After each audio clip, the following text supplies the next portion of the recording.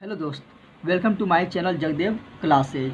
आज हम स्टार्ट कर रहे हैं भूगोल। भूगोल का हम चैप्टर नंबर 1 पढ़ा चुके हैं। उसका वीडियो आप लोग को इस वीडियो की डिस्क्रिप्शन में दे देंगे। अगर आप लोग नहीं देखोगे तो इस वीडियो के डिस्क्रिप्शन में जाकर उसका लिंक पर क्लिक करके आप लोग देख सकते हैं। आज हम पढ़ने जा रहे हैं चैप्टर 2 जो है भूमि और मृदा संसाधन। और चैप्टर 1 जो अपलोड किए थे उसको हम पढ़ा भी चुके हैं। उससे रिलेटेड जितना भी क्वेश्चन आंसर था वो भी हम बता चुके हैं। उसका भी लिंक हम इस वीडियो के डिस्क्रिप्शन में दे देंगे, ठीक है ना। तो आज हम पढ़ने जा रहे हैं चैप्टर 2 भूमि और मृदा संसाधन। और चैप्टर नंबर 1 जो था, चैप्टर नंबर 1 संसाधन विकास एवं उपयोग, उसका जो है थ्योरी जो है हम अपना टेलीग्राम चैनल पर अपलोड कर दिए हैं। तो उसको आप उसका जो थ्योरी है आप लोग लिख सकते हैं। टेलीग्राम चैनल पर मेरा ज्वाइनिंग कर सकते हैं। मेरा टेलीग्राम चैनल का नाम है जगदेव क्लासेज। क्या है? जगदेव क्लासेज मेरा टेलीग्राम चैनल का नाम है। अगर मेरा टेलीग्राम चैनल आप लोग को नहीं मिला है तो उसका भी लिंक हम अपना डिस्क्रिप्शन में दे देंगे, ठीक है ना। डिस्क्रिप्शन वीडियो में देखिए इस तरह तीर आता है, उसको टिपिएगा तो डिस्क्रिप्शन में पहुंच जाएगा। तो डिस्क्रिप्शन में उसका भी लिंक दे देंगे। आप लोग उसको क्लिक करके वहाँ टेलीग्राम से ज्वाइन कर सकते हैं, ठीक है ना। वहाँ बहुत सारा आपको पीडीएफ मिलेगा क्लास 10 से रिलेटेड। तो चलो स्टार्ट कर रहे हैं आज भूमि और मृदा संसाधन। ये थोड़ा बड़ा चैप्टर है, ठीक है ना। ये बड़ा चैप्टर, इसमें थोड़ा ज़्यादा टाइम लगेगा, लेकिन ये चैप्टर को हम आज ही और एक ही वीडियो में आज ही समाप्त करना है। तो आप लोग थोड़ा साहस बना के रखें और वीडियो को पूरा देखें, ठीक है ना। आप लोग को आज ही इसको हमको पूरा खत्म करना है चैप्टर नंबर 2 को, ठीक है ना। चलो स्टार्ट करते हैं। तो चलो, भूमि और मृदा संसाधन आज हम पढ़ने वाले हैं। इसे पढ़ने पहले बता दें, भूमि या मृदा क्या बोलते हैं? मृदा। मृदा यानी मिट्टी, मृदा यानी मिट्टी। मिट्टी का जिस विज्ञान में हम अध्ययन करते हैं, जिसमें अध्ययन करते हैं उसको बोलते हैं पेडोलॉजी। यानी बोलेगा कि मिट्टी के अध्ययन को क्या कहा जाता है? तो पेडोलॉजी कहा जाता है। मिट्टी के अध्ययन को पेडोलॉजी कहा जाता है। क्या कहा जाता है? पेडोलॉजी। तो आज पढ़ेंगे भूमि और मृदा। समझने पहले भूमि और मृदा में क्या अंतर है। भूमि और मृदा में क्या अंतर है? तो पहले हम जान लेते हैं पृथ्वी।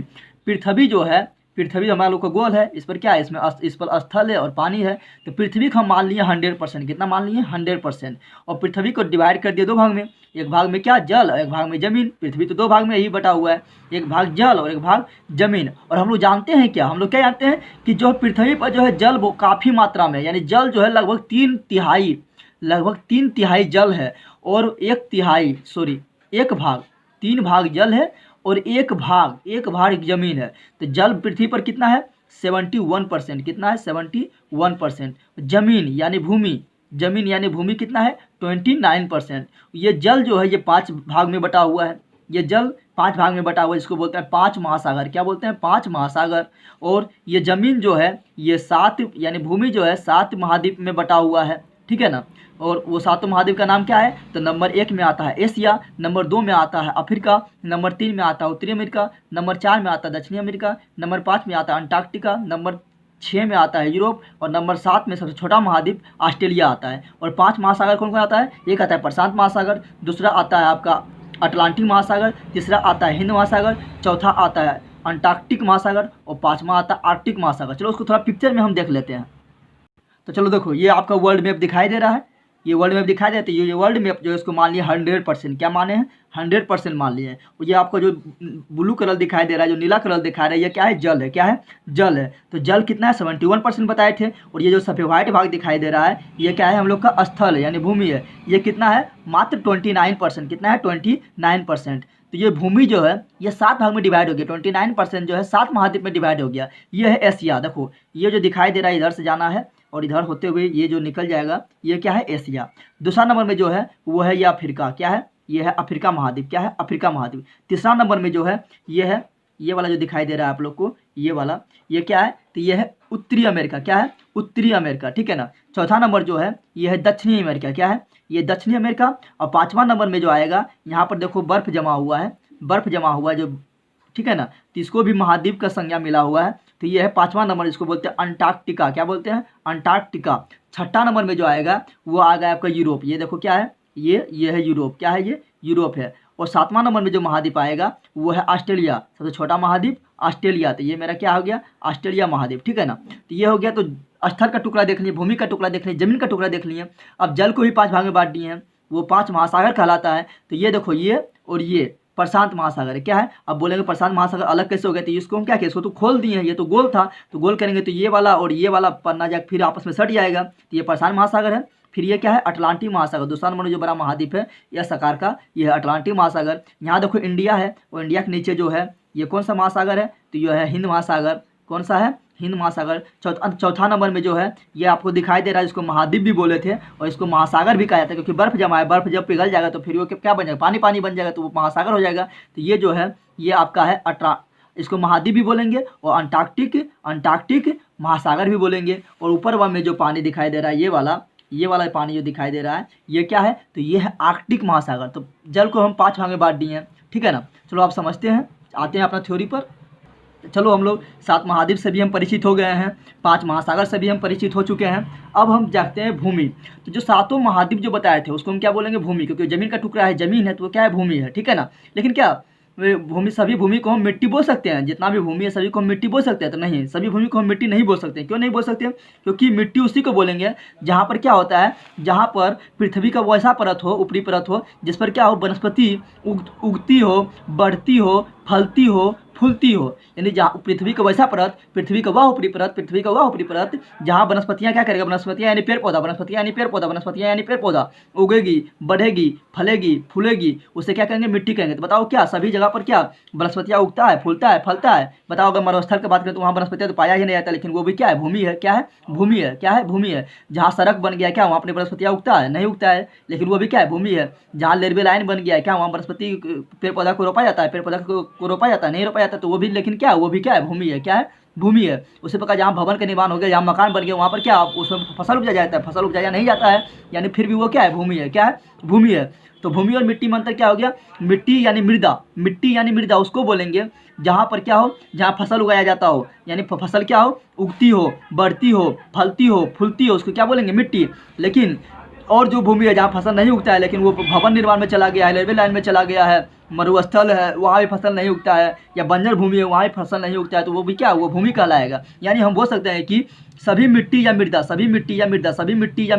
भूमि तो है, सभी मिट्टी या मृदा भूमि तो है, लेकिन सभी भूमि क्या मिट्टी या मृदा है, नहीं। जैसे जहाँ रेलवे लाइन बिछा हुआ भूमि, वो भूमि मिट्टी हो सकता है, नहीं हो सकता है। जो मरुस्थल है वो भूमि क्या मिट्टी हो सकता है, नहीं हो सकता है। यानी सभी भूमि मिट्टी यानी मृदा नहीं है, लेकिन जितना भी मिट्टी या मृदा है सभी क्या है, भूमि है। तो वही सभी भूमि मिट्टी नहीं है, लेकिन सभी मिट्टी क्या है, भूमि है। क्या है, भूमि है। अब थोड़ा देख लेते हैं भूमि और मिट्टी में थोड़ा अंतर क्या है, मूलभूत अंतर क्या है।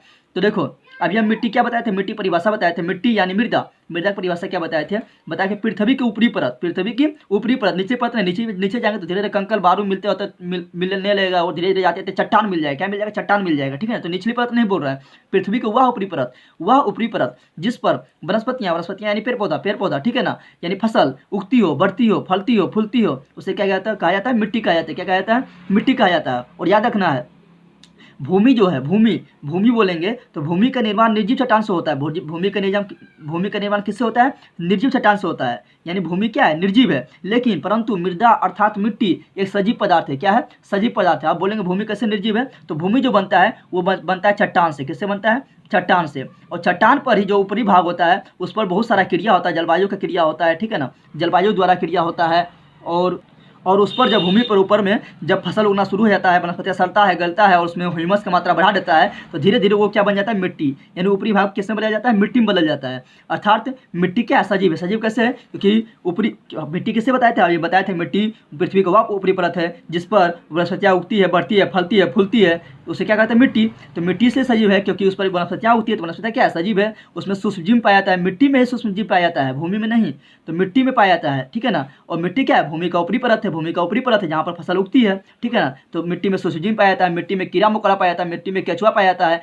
कहा जाता है कि अगर आप एक मुट्ठी मिट्टी ऊपर से उठा लें तो उसमें इतना जीवाणु पाया जाता है, इतना सूक्ष्मजीव पाया जाता है कि उतना पूरा विश्व का जनसंख्या नहीं है, ठीक है ना। इसलिए मिट्टी को कहा जाता है सजीव, इसलिए मिट्टी को सजीव कहा जाता है। लेकिन भूमि तो बन जाता है, लेकिन भूमि के ऊपरी क्रिया में बहुत सारा क्रिया होता है, जलवायु होता है, परिवर्तन होता है, तब वो भूमि जाकर मिट्टी में बनता है। इसलिए भूमि को कहा जाता है निर्जीव चट्टान। क्या कहता है, निर्जीव चट्टान। भूमि क्या है, मिट्टी का आधार, यानी भूमि नीचे होता है, ठीक है ना। और ऊपरी भाग में यहाँ पर बहुत सारा क्रिया होता है, चाहे वो तापमान का क्रिया हो, वर्षा द्वारा हो, जलवायु हो, वो सभी क्रिया होता है, तो ऊपर वाला भाग मिट्टी में बदल जाता है, ठीक है ना। तो भूमि मिट्टी का क्या है, आधार है। क्या है, आधार है। और मिट्टी में क्या होता है, तो मिट्टी में वनस्पतियाँ उगती है, सूक्ष्मजीव रहता है, कीड़ा मकोड़ा रहता है, केचुआ रहता है, और बहुत सारा सूक्ष्मकल, मिट्टी में जल होता है, वायु होता है, वायु भी उसके अंदर चला जाता है, मिट्टी में छिद्र होकर वायु चला जाता है, और अन्य कार्बनिक पदार्थ जैसे हो गया आपका क्या, आपका हो गया नाइट्रोजन, फास्फोरस, पोटेशियम, यूरिया, ये सभी अन्य कार्बनिक पदार्थ मिट्टी में पाया जाता है। अर्थात ये थोड़ा हो गया था भूमि और मिट्टी में अंतर। अब देखते हैं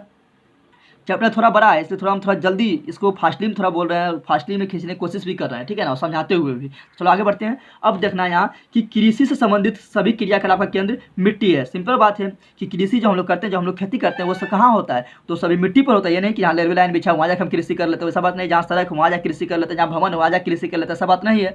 तो वो भूमि में आ जाएगा, जहाँ पर कृषि नहीं करेंगे वो भूमि होगा, लेकिन वो मिट्टी नहीं कहा जा सकता है। ऐसा मरुभूमि, मरुस्थल है, मरुस्थल में क्या होता है, बालू ही बालू रहता है, क्या वहाँ पर कृषि कर सकते हैं, कृषि नहीं कर सकते, अर्थात वो मिट्टी नहीं है, यानी वो मृदा नहीं है, लेकिन वो भूमि जरूर है, ठीक है ना। तो कृषि से संबंधित सभी क्रियाकलाप का केंद्र कौन है, मिट्टी है। कौन है, मिट्टी है। और हमारे देश में यानी भारत में कितना करोड़ हेक्टेयर भूमि है कृषि के लिए, यानी 137 करोड़ हेक्टेयर। कितना है, सॉरी, वर्ल्ड में, पूरा वर्ल्ड यानी पूरा विश्व में कितना करोड़ हेक्टेयर भूमि के कृषि के लिए है, 137 करोड़ हेक्टेयर भूमि, 137 करोड़ हेक्टेयर भूमि, 137 करोड़ हेक्टेयर भूमि। और याद रखना 1 किलोमीटर स्क्वायर में, 1 किलोमीटर स्क्वायर में 100 हेक्टेयर होता है। कितना होता है, 100 हेक्टेयर। ये आगे भी बताएंगे। चलो आगे बढ़ते हैं। अब यहाँ पर बोलते मिट्टी या मृदा बारे में हम लोग पढ़ रहे थे, तो इससे हमको पता क्या चलता है, इससे हमको पता चलता है कि मिट्टी यानी जिसको बोलते हैं मृदा, क्या बोलते हैं, मृदा हमारे आधारभूत संरचना है। क्या है, हमारे आधारभूत संरचना। आधारभूत संरचना मतलब क्या हुआ, आधारभूत संरचना का मतलब हुआ कि वैसा संरचना, वैसा संसाधन आधारभूत संरचना है, या आधारभूत संसाधन हम बोल सकते हैं। क्या बोल सकते हैं, संसाधन। क्या, संसाधन हम पढ़ा चुके हैं, तो आधारभूत संसाधन है। आधारभूत क्या है, संसाधन है। तो आधारभूत संसाधन का मतलब क्या हुआ कि वैसा संसाधन जिसके बिना मनुष्य जिंदा नहीं रह सकता है, कोई भी जीव जंतु जिंदा नहीं रह सकता है, उसे कहा जाता है आधारभूत संसाधन। तो आप बोलिएगा कि मिट्टी के बिना मनुष्य जिंदा कैसे नहीं रह सकता है। सिंपल बात है, मिट्टी बिना मनुष्य जिंदा नहीं रह सकता है, जीव जंतु जिंदा नहीं रह सकता है, क्योंकि मिट्टी में क्या होता है, फसल का उत्पादन होता है। यानी चाहे वो हमारे खाने के लिए सामान हो, या पहनने के लिए वस्त्र हो, या रहने के लिए मकान हो, सभी चीज़ हमको पूर्ति होता है मिट्टी से। कैसे, तो खाने के लिए हमको फसल मिल जाता है मिट्टी से, आप बोलिएगा, और पहनने के लिए कपड़ा मिल जाता है। जैसे आप क्या पहनते हैं, सूती का कपड़ा पहनते हैं, तो किससे प्राप्त होता है, वो होता है कपास से प्राप्त होता है। तो आप बोलिएगा ना हम ऊनी कपड़ा पहनते हैं, ऊनी कपड़ा तो मिट्टी से प्राप्त नहीं होता है। सिंपल बात है, ऊनी कपड़ा तो हमको भेड़ से प्राप्त होता है,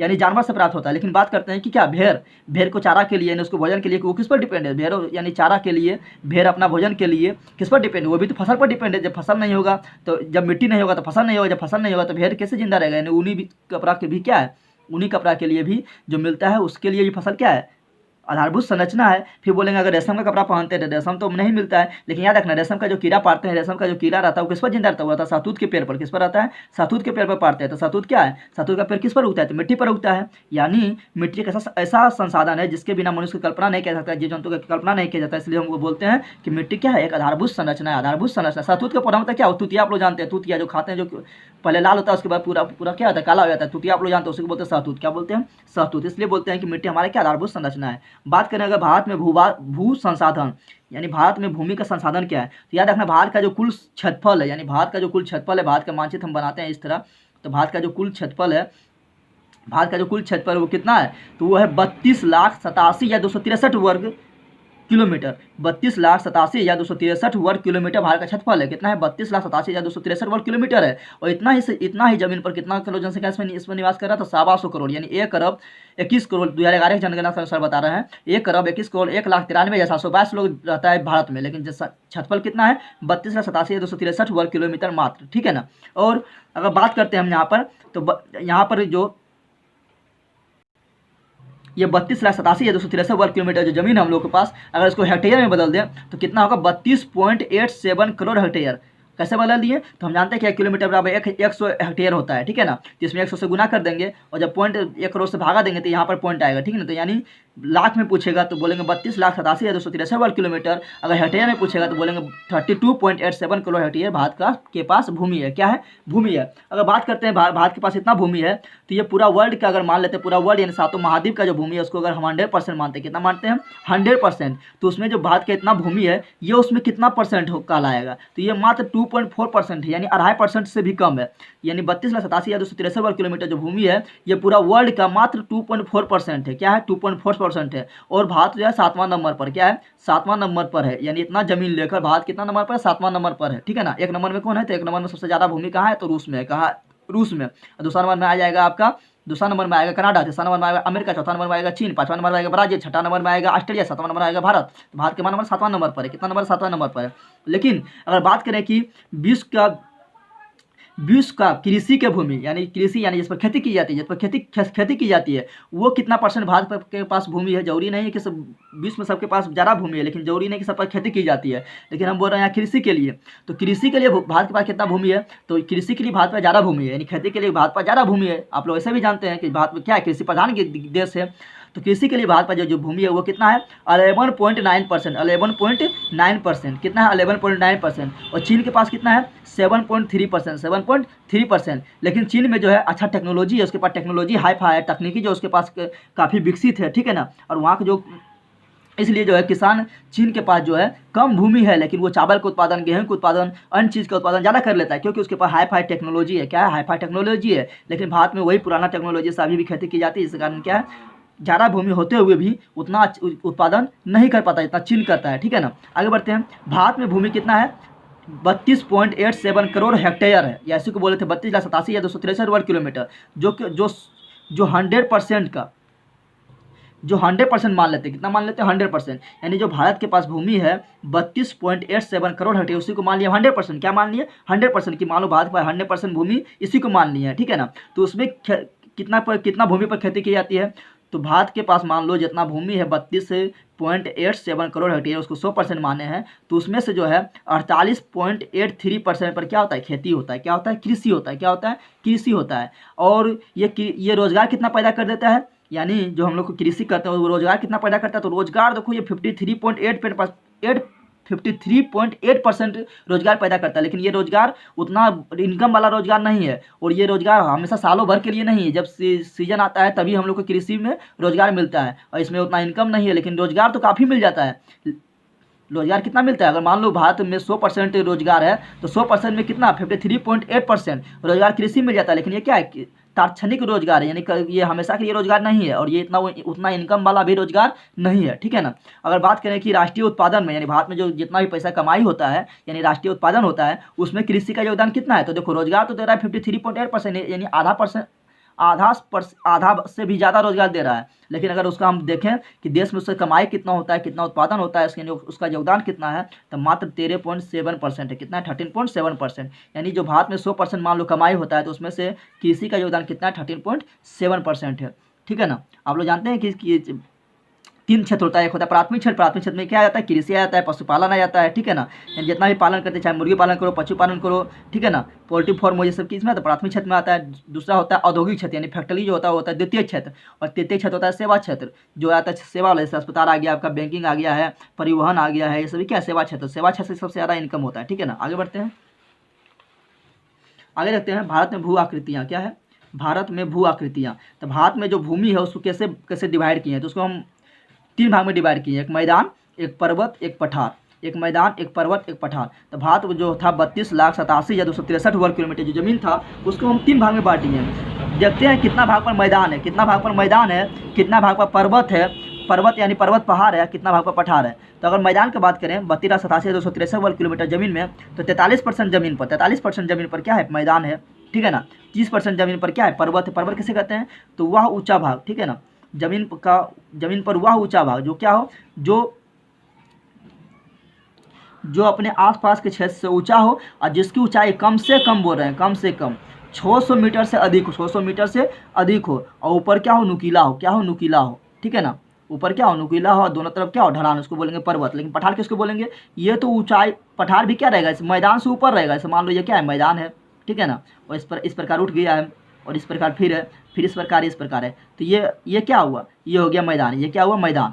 उसके बाद ये देखो उठ गया, ऊपर तो उठा है, लेकिन ऊपर जाकर नुकीला नहीं हुआ। अगर नुकीला ऊपर हो जाता तो हो जाता पर्वत। क्या होता, पर्वत। लेकिन ये ऊपर उठा है, लेकिन ऊपर जाकर क्या हुआ, समतल हो गया। क्या हो गया, समतल। तो ये जमीन का वह उठा भाग जो क्या हो, ऊपर जाकर समतल हुआ हो, तो उसको बोलते हैं पठार। क्या बोलते हैं, पठार। और यही आगे जाके मान लो ऐसे उठ गया है, तो ये क्या हो गया, पर्वत। क्या हो गया, पर्वत। तो ये नीचे जो है ये हो गया क्या, मैदान, ठीक है ना। ये जो उठ गया है ये क्या हो गया, पठार। और ये फिर देखो नुकीला भाग बना लेते, क्या हुआ, पर्वत। क्या हुआ, पर्वत। तो मैदान कितना है, 43%, पर्वत कितना, 30%, और पठार कितना, 27%। तो वही देखा जी, मैदान कितना है, 43, और पर्वत कितना है, 30%, और ये कितना है, पठार 27% है। इसको माने थे 100%। आगे बढ़ते हैं।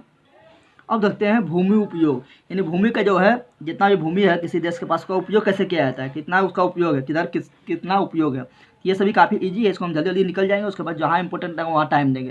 तो देखो भूमि उपयोग पहला नंबर वन क्षेत्र, यानी वन क्षेत्र में भूमि का उपयोग किया जाता है। फिर निवल बोई भूमि, इसका मतलब समझाएंगे निवल बोई भूमि क्या होता है। तीसरा नंबर है प्रतिभूमि, क्या है प्रतिभूमि। प्रतिभूमि आप लोग जानते हैं जो प्रति रहता है, जिसमें कोई फसल नहीं उपजाए अभी हाल फिलहाल में कोई फसल उपजाया नहीं जा रहा है, ठीक है ना।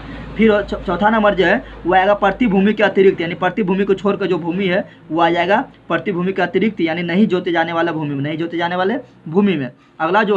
अगला है अकृषि भूमि। अकृषि भूमि मतलब हो गया कि वैसा भूमि जिस पर कृषि नहीं किया जाता हो, ठीक है ना।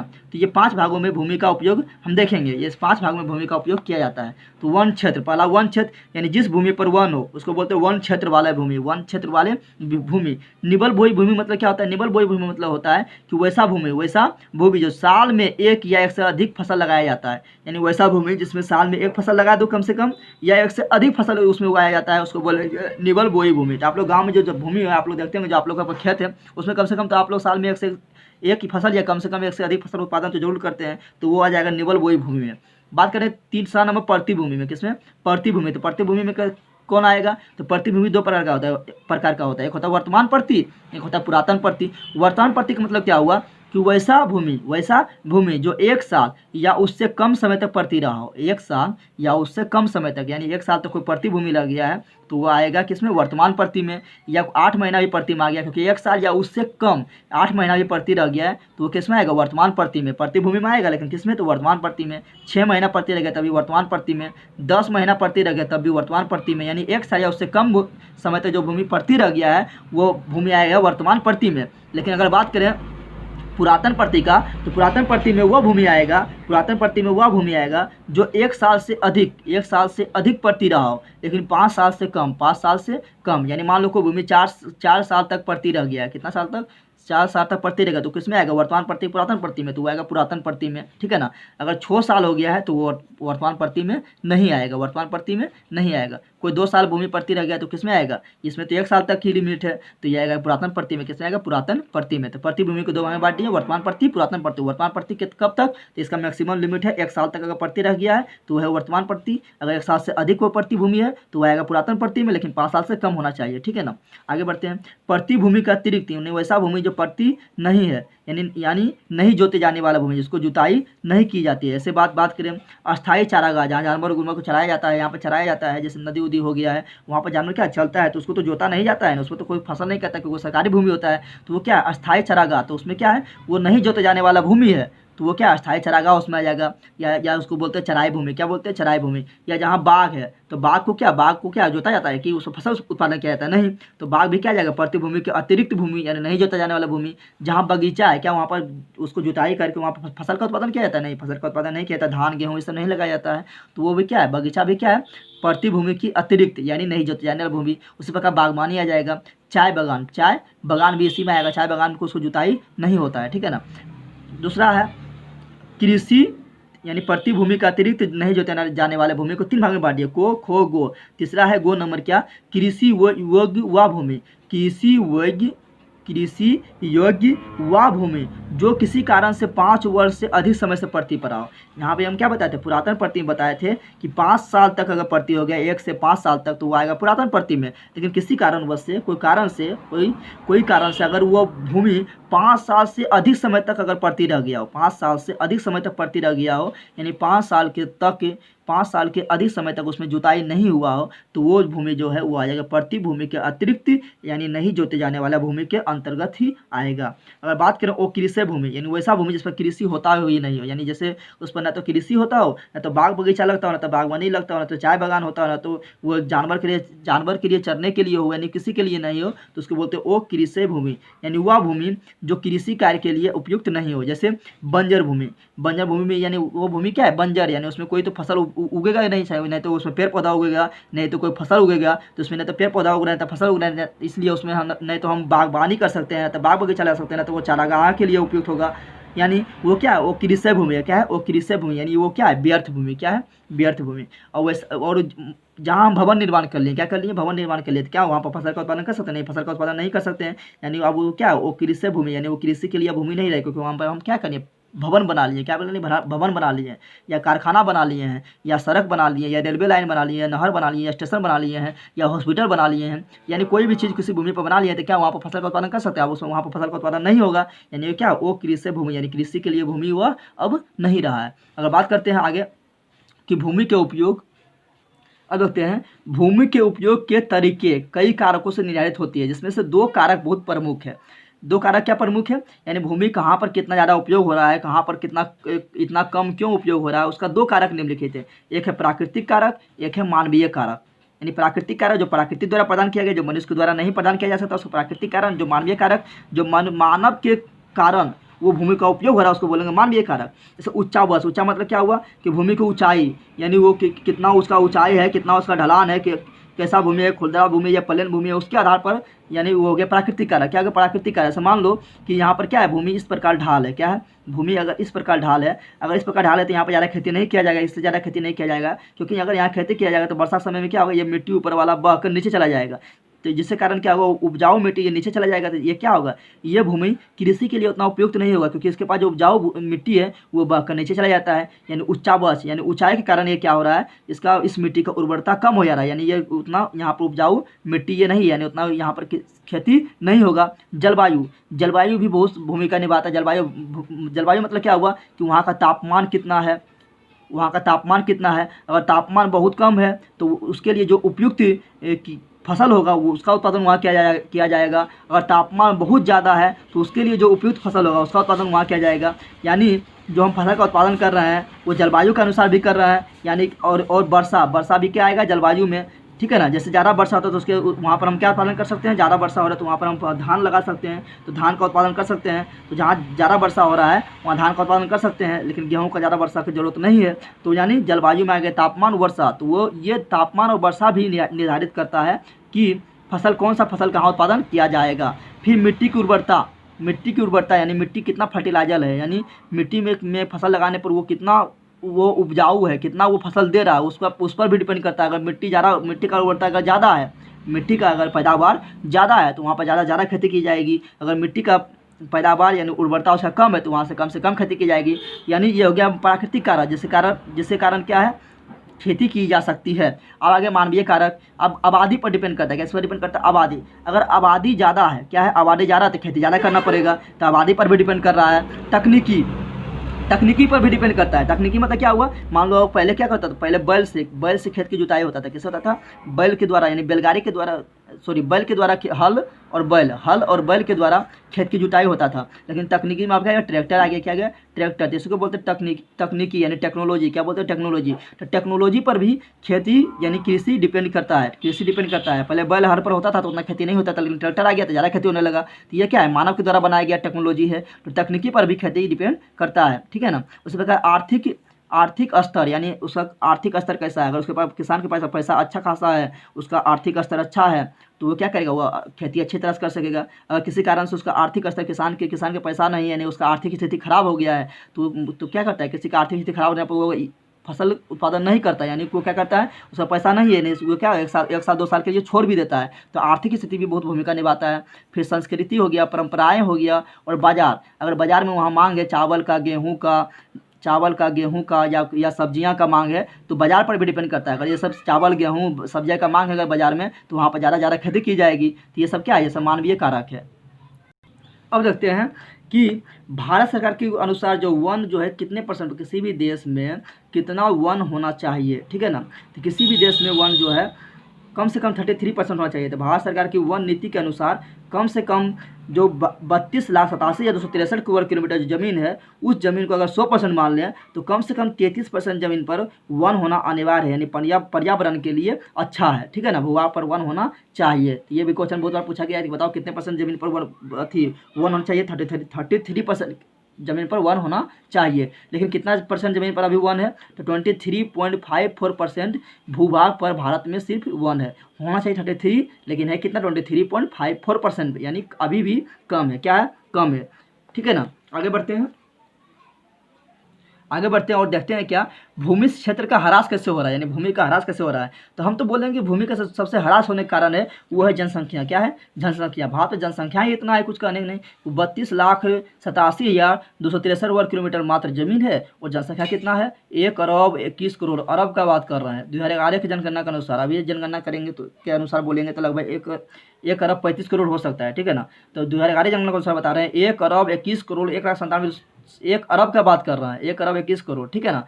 लेकिन जमीन कितना है? मात्र 32 लाख। तो जनसंख्या बहुत बड़ा जिम्मेदार होता है भूमि क्षेत्र का ह्रास के लिए, क्योंकि जनसंख्या के कारण क्या क्या होता है? जनसंख्या बढ़ता है तो कल कारखाना बढ़ता है, कारखाना जनसंख्या बढ़ता है तो नगर का क्या होता है? विकास होता है। जनसंख्या बढ़ता है तो क्या होता है? उसको अधिक क्या चाहिए? उसको क्या चाहिए? अधिक फसल चाहिए, यानी उसको अधिक भोजन चाहिए। तो जब अधिक भोजन चाहिए तो क्या होगा? अधिक सिंचाई होगा, और अधिक सिंचाई से भी क्या होता है? भूमि का ह्रास होता है, ठीक है ना। और भूमि ह्रास होने के कारण है जल जमाव। क्या है? जल जमाव। आप लोग देखते होंगे कहीं जाते होंगे तो अगल बगल ये शहर में जाते होंगे, देखते होंगे बहुत बड़ा से बड़ा भूमि है, उसमें से सालों सालों भर उसमें जल जमा होता है। जल जमा रहता है जिसके कारण क्या होता है? भूमि वो खराब हो जाता है, वो किसी काम का भूमि यानी फसल के लिए, वो जो वनस्पतियाँ के लिए भूमि किसी काम का नहीं होता है। तो भूमि क्षेत्र ह्रास का कारण है जनसंख्या, कल कारखाने, नगरों का विकास, अधिक सिंचाई और जल जमाव। ये सब क्या है? भूमि क्षेत्र का ह्रास यानी भूमि क्षेत्र का कमी का कारण, निम्नीकरण का कारण है, ठीक है ना।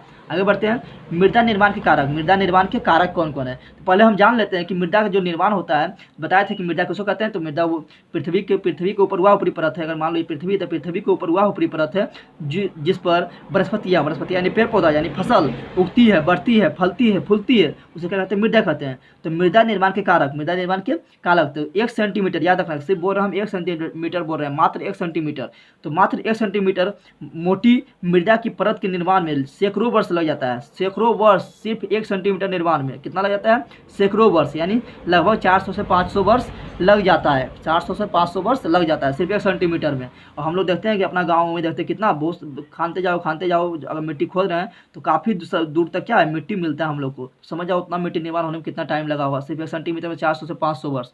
तो समझ जाओ उतना मिट्टी निर्माण में कितना साल लगा होगा, हज़ारों लाखों साल लगा होगा, ठीक है ना। अब मिट्टी निर्माण कैसे होता है? तो मिट्टी देखो, मिट्टी निर्माण जो होता है वो होता है चट्टान से। किससे होता है मिट्टी निर्माण? चट्टान से होता है। पहले पृथ्वी पर क्या था? चट्टान ही चट्टान था, लेकिन जो पृथ्वी का जो ऊपरी चट्टान था वो क्या हुआ? वो गर्मी के कारण फैला, सर्दी के में सिकुड़ गया, तो फैला, कभी सिकुड़ा, कभी फैला, कभी सिकुड़ा, बीच में वर्षा हो गया। क्या हो गया? वर्षा हो गया। तो मान लो गर्मी के कारण फैल गया, उसमें वर्षा हुआ तो क्या होगा? छटक जाएगा। चट्टान क्या होगा? छटकेगा।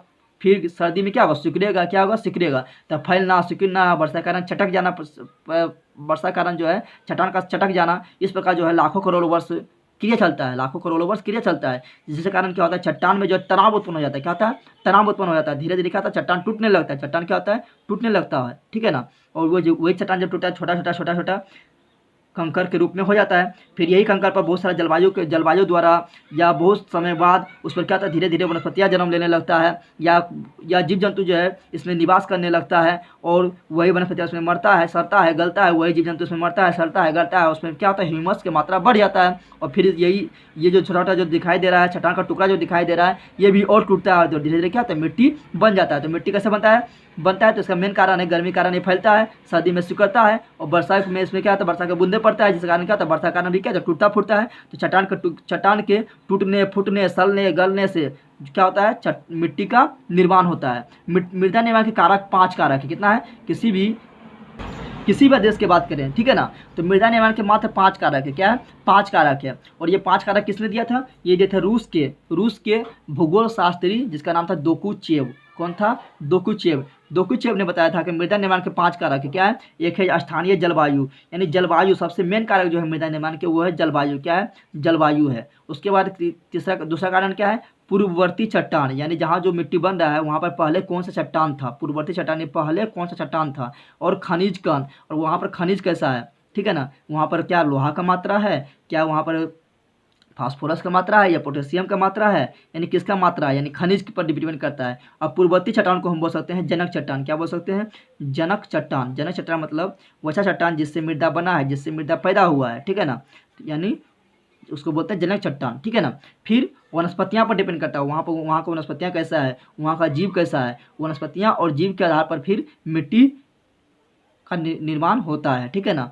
उसके बाद अगला जो है वो भू आकृति और ऊंचाई, भू आकृति या ऊंचाई जिसको बोलते हैं उच्चावच। क्या बताया था अभी हम? उच्चावच यानी भूमि की ऊंचाई वहाँ पर कैसा है, ज़्यादा ढलान तो नहीं है, समतल है या प्लेन है या पठारी भाग है, ये सभी। और तीसरा है समय। क्या है? समय। जैसे किसी भी आदमी का भी विकास होता है तो कैसे होता है? समय के अनुसार होता है। वहाँ तो उसको प्रोटीन चाहिए, कार्बोहाइड्रेट चाहिए, उसको खनिज लवण चाहिए, जल चाहिए, दूध चाहिए, सभी चाहिए। लेकिन क्या हुआ, एक बार उसका विकास होता नहीं, उसको विकास होने में समय लगता है। तो समय का भी बहुत बड़ा भूमिका है। तो समझते हैं पहले जलवायु। जलवायु मतलब क्या हुआ? जलवायु जो है, स्थानीय जलवायु काफ़ी भूमिका निभाता है मिट्टी के निर्माण में। वहाँ का जैसा जलवायु रहेगा वैसा मिट्टी बनेगा। तो सबसे प्रमुख कारण अगर पूछे कौन है मिट्टी के निर्माण में, मिट्टी के निर्माण सबसे प्रमुख कारण है जलवायु। क्या है? जलवायु। जलवायु मतलब क्या हुआ? वहाँ का तापमान कैसा है, तापमान कैसा है, वहाँ वर्षा किस तरह होता है, ठीक है ना। तो ये सभी जो है ये सब आता है जलवायु में। क्या आता है? जलवायु में, ठीक है ना। तो जैसे भारत की जलवायु कैसा है? मानसून है। कैसा है? मानसून जलवायु है, मानसूनी जलवायु है, ठीक है ना। और पृथ्वी है ये, और पृथ्वी जो बीचों बीच में जो रेखा गुजरती है उसको बोलते हैं विषुवत रेखा। क्या बोलते हैं? विषुवत रेखा। तो यहाँ पर जो देश रहेगा, यहाँ पर जो देश पाया जाएगा उसको बोलेंगे क्या? उसका जो जलवायु होगा वो होगा विषुवत रेखीय जलवायु। क्या होगा? विषुवत रेखीय जलवायु। और जो यूरोप में होता है, यहाँ पर देखो हम दिखाते हैं पिक्चर, यहाँ आप लोग को दिखाई दे रहा है ये भूमध्य सागर। क्या है? भूमध्य सागर है। क्या है? भूमध्य सागर। तो यहाँ पर जो देश है अगल बगल में इसका, यहाँ की जो जलवायु है वो है भूमध्य सागरीय जलवायु। और भूमध्य सागर जलवायु में जो है ना, वहाँ पर जो है सेब का उत्पादन ज़्यादा होता है। क्या होता है? सेब का उत्पादन ज़्यादा होता है भूमध्य सागर जलवायु में, ठीक है ना। सेब का उत्पादन ज़्यादा होता है और ये ठंडा थोड़ा होता है, इसलिए यहाँ सेब का ज़्यादा उत्पादन होता है। लेकिन हम लोग का जो क्षेत्र है बिहार वाले, यहाँ सेब का उत्पादन होता है नहीं, यहाँ का जलवायु अलग है, इसलिए यहाँ सेब का उत्पादन नहीं होता है। तो जलवायु एक बहुत बड़ा भूमिका निभाता है मिट्टी के निर्माण में, ठीक है ना। फिर है पूर्ववर्ती चट्टान और खनिज कण। पूर्ववर्ती चट्टान मतलब जहाँ मिट्टी का निर्माण हुआ। मान लो ये बिहार में जो मिट्टी का निर्माण हुआ है तो इस प्रकार का मिट्टी क्यों है? तो क्योंकि वहाँ का चट्टान पहले देखेंगे कि वहाँ पहले चट्टान कैसा था, बिहार में पहले कैसा चट्टान था। यानी पूर्ववर्ती चट्टान को बोलेंगे जनक चट्टान, या जिससे इस मिट्टी पर जन्म लिया है, जिससे इस मिट्टी का पैदा हुआ, जिस चट्टान से इस मिट्टी का पैदा हुआ है उस चट्टान को बोलेंगे जनक चट्टान। कैसे? क्या बोलेंगे? जनक चट्टान। अगर यहाँ पर मान लो अगर रहता बिहार में बैसाठ चट्टान, क्या रहता है? बैसाठ चट्टान रहता। बैसाठ चट्टान किसको बोलते हैं? तो बैसाठ चट्टान उसको बोलते हैं जो कभी जगता है ज्वालामुखी फटता है, यानी ज्वालामुखी निकलता है, ठीक है ना। तो जब वो ज्वालामुखी द्वारा जो चट्टान का निर्माण होता है उसको बोलते हैं बैसाठ चट्टान। क्या बोलते हैं? बैसाठ चट्टान। अगर बिहार में बैसाठ चट्टान होता तो वो यहाँ पर जो मिट्टी होता है वो होता है काली। क्या होता है? काली मिट्टी होता है, ठीक है ना। आग्नेय चट्टान आप लोग सुने होंगे, आप लोग सुने होंगे आग्नेय चट्टान। क्या सुने होंगे? आग्नेय चट्टान। तो अगर आग्नेय चट्टान होता तो लाल मिट्टी बनता। तो चट्टान पर भी डिपेंड करता है, ठीक है ना। तो 5 कारक जलवायु, पूर्ववर्ती चट्टान, वनस्पतियाँ और जीव। वनस्पतियाँ और जीव पर डिपेंड करता है कि वहाँ का वनस्पति कैसा है, ठीक है ना। जैसे भूमध्य सागरीय जलवायु बताया, अभी हम विषुवत रेखीय जलवायु बताए थे, अभी हम भारत के बताए थे मानसूनी जलवायु बताए थे। तो वहाँ का वनस्पतियाँ कैसा है, वहाँ कैसा जीव रहता है, क्योंकि जब वो वनस्पतियाँ मरेगा, सड़ेगा, गलेगा तो फिर मिट्टी में मिलेगा। वहाँ का जीव मरेगा, सड़ेगा तो मिट्टी में मिलेगा। तो वहाँ जैसा वनस्पतियाँ रहे तो उस वनस्पति में जो गुण पाया जाएगा, उस जीव में जो गुण पाया जाएगा, जो पोषक पदार्थ रहेगा वो मिट्टी में मिल जाएगा। तो मिट्टी का भी गुण भी उसी तरह हो जाएगा। यानी वनस्पतियाँ और जीव पर भी मिट्टी का निर्माण का कारक डिपेंड करता है। फिर करता है किस पर डिपेंड? तो भू आकृति और ऊंचाई। भू आकृति और ऊंचाई यानी भू आकृति कैसा है, यानी उच्चावच जिसको बोले थे, बताए थे। अगर क्या है, अगर पहाड़ी भाग है तो वहाँ पर क्या है, वहाँ पर उपजाऊ मिट्टी नहीं रह सकता है। क्योंकि उपजाऊ मिट्टी इसलिए नहीं रहेगा क्योंकि वहाँ पर पहाड़ी भाग है। तो वहाँ का जो मिट्टी का जो ऊपरी परत है, जिसको हम मिट्टी बोलते थे, जिसमें पोषक तत्व पाया जाता था, तो वो ऊपरी परत बरसात के समय क्या होगा, बह कर चला जाएगा मैदानी भाग में। क्या चला जाएगा? मैदानी भाग में चला जाएगा। कहाँ चला जाएगा? मैदानी भाग में। यानी ऊंचाई पर भी डिपेंड करता है, यानी भू आकृति पर। अब भूमि कैसा है? पठारी भाग है। कैसा है? पठारी भाग है कि कैसा भूमि है, यानी ऊंचाई और भू आकृति पर भी डिपेंड करता है, ठीक है ना। फिर समय पर भी डिपेंड करता है कि उसको मिट्टी के बनने में कितना समय लगा है, और वो जो समय लगा उसमें ये चारों कारक मिला कि नहीं। अगर मान लो कि मिट्टी बनने में 400 साल लग गया है, अगर ये मिला, ये मिल गया है, ये मिल गया, ये मिल गया, और अगर ये नहीं है तो हो सकता है कि मिट्टी वो जिस तरह बनना चाहिए उस तरह नहीं बना होगा, ठीक है ना। जैसे समझो कि सब्जी बनाने के लिए बहुत चीज़ की ज़रूरत पड़ता है। जल का ज़रूरत पड़ता है, हल्दी का ज़रूरत पड़ता है, नमक का ज़रूरत पड़ता है, ठीक है ना। आग का ज़रूरत पड़ता है, कढ़ाई की ज़रूरत पड़ता है। अगर मान लो उसमें नमक छूट गया है तो क्या सब्जी जिस तरह बनना चाहिए उस तरह बनेगा? नहीं बनेगा। उसी प्रकार वही समय के अंदर, जिस समय के अंदर मिट्टी बना है उस समय के अंदर अगर सभी चीज़ अच्छी तरह से अगर मिल जाएगा तो क्या होगा? अच्छा मिट्टी इसका निर्माण होगा। यानी मृदा बनने का समय भी डिपेंड करता है मिट्टी निर्माण के 5 कारक में से एक कारक ये भी है। आगे बढ़ते हैं। अब देखते हैं मिट्टी की संरचना। अगर मान लो मिट्टी को अगर ऊर्ध्वाधर रूप से, यानी मिट्टी, मान लो ये मिट्टी है ज़मीन का, इसको ऊर्ध्वाधर से 1 2 3 4, अगर इसको हम खुदाई करेंगे, इतना भाग, फिर इतना भाग, फिर इतना भाग, इतना भाग, तो जब हम किसी भी दुनिया के किसी भी मिट्टी को खुदाई करेंगे तो ये 4 परत मिलता है। 1 2 3 4, इसको बोलो ए, इसको बोल दिए हम बी, इस परत को बोल दिए सी, इसको बोले डी। तो देखो तो कि दुनिया के किसी भी मिट्टी का, किसी भी देश का मिट्टी का हम जो कटाई करेंगे, उसको अंदर अंदर काटते जाएंगे, तो पहला जो परत मिलेगा उसको ए बोलेंगे, बी बोलेंगे, सी बोलेंगे, डी बोलेंगे, ठीक है ना। और ये डी वाला जो रहेगा ये परत नहीं होगा, ये क्या होगा, मूल चट्टान होगा जिससे मिट्टी बना है, जिससे मिट्टी बना है, ठीक है ना। तो ये मूल चट्टान रहेगा, जिसको बोलेंगे हम जनक चट्टान। क्या बोलेंगे, जनक चट्टान। अर्थात मृदा की संरचना को 3 परत में डिवाइड किया गया, ए बी सी। और ये तो पहले से ही था, जो जनक चट्टान जिससे मिट्टी बना है, जिससे मिट्टी बना है, वो इसलिए लिख दिए। अंत में क्या होता है, मूल चट्टान। क्या होता है, मूल चट्टान होता है, ठीक है ना। तो हम लोग जो ऊपरी परत होता है उसको बोलते हैं मृदा। क्या बोलते हैं, मृदा, ठीक है ना। और इसी में हम क्या करते हैं, इसी में हम क्या लगाते हैं, पेड़ पौधा। क्या लगाते हैं, हम पेड़ पौधा लगाते हैं ए वाला भाग में, ए वाला भाग में। और इसका जड़ जो है पेड़ पौधा को क्या चलाता है, बी वाला भाग में चला जाता है। कहाँ चलाता है, बी वाला भाग। और ए वाला जो भाग होता है वो काफ़ी महीन होता है। क्या होता है, काफ़ी महीन होता है। और इसमें जो है जीवाश्म बहुत ज़्यादा पाया जाता है। जीवाश्म यानी जीव का अंश होता है। इसी में वनस्पतियाँ खिलता है, बढ़ता है, फूलता है, फलता है। फसल इसमें भी बढ़ता है, फलता है, फूलता है। इसी में पाया जाता है सूक्ष्मजीव पाया जाता है, ठीक है ना। और ये वाला भाग जो है थोड़ा मोटा होता है। क्या होता है, मोटा होता है। इसमें थोड़ा सा जो है कंकर मिलेगा। ये वाला भाग जहाँ ज़मीन में चला गया है, आप लोग देखते होंगे जब गाछ उकाड़ते होंगे तो ज़मीन, उसके ज़मीन के अंदर जाते होंगे, उसका जड़ निकालते होंगे तो देखेंगे वहाँ थोड़ा मोटा मिट्टी मिलता है। तो जहाँ जड़ इसका चला गया वो हो गया बी वाला भाग। और अंदर अगर जाएंगे, और अंदर अगर हम जाएंगे तो वहाँ जो मिलेगा वो मिलेगा और मोटा मोटा टुकड़ा मिलेगा पत्थर का, यानी चट्टान का। यानी वो क्या है, वो अभी मिट्टी में बन रहा है। ऊपर वाला भाग जो था वो मिट्टी बन गया है। बताए थे 1 सेंटीमीटर मिट्टी बनने में कम से कम 400 वर्ष लग जाता है। ऊपर वाला मिट्टी बना, फिर 1 सेंटीमीटर बना, फिर 1 सेंटीमीटर बना, फिर 1 सेंटीमीटर बना। नीचे वाला अभी क्या है, मोटा ही है। फिर ये बनेगा, फिर ये बनेगा, फिर ये भी बनेगा। तो जैसे जैसे हम नीचे आएंगे तो वो क्या होगा, धीरे धीरे उसका मोटाई जो चट्टान का, यानी चट्टान का मूल रूप मिलना शुरू हो जाएगा।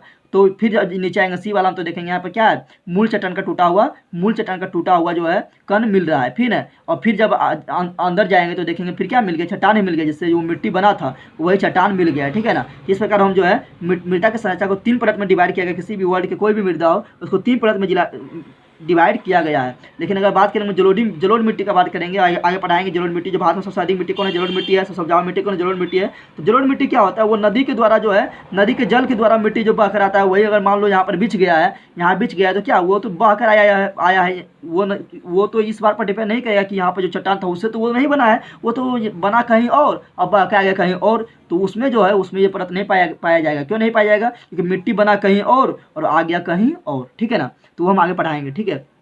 इस प्रकार के तीन परत पाया जाता है। आगे देखते हैं मृदा निर्माण के विभिन्न चरण। क्या है, विभिन्न चरण। तो मृदा जब बनता है तो उसका भी 3 चरण होता है। क्या होता है, 3 चरण होता है। पहले क्या होता है, नई, फिर होता है प्रौढ़ यानी जवान हो जाता है, फिर होता है पुरानी। जिस प्रकार जो बच्चा जो है जन्म लेता है तो वो क्या होता है, शिशु होता है, फिर वो जवान होता है, फिर वह बूढ़ी होता है। उसी प्रकार मिट्टी जब नया नया बनता है तो वो क्या होता है, वो शिशु अवस्था में होता है, नया रहता है। फिर वो क्या होता है, प्रौढ़ होता है यानी जवान हो जाता है। फिर वो क्या होता है, बूढ़ा हो जाता है, उसका क्या उपजाऊ क्षमता वो घट जाता है, ठीक है ना।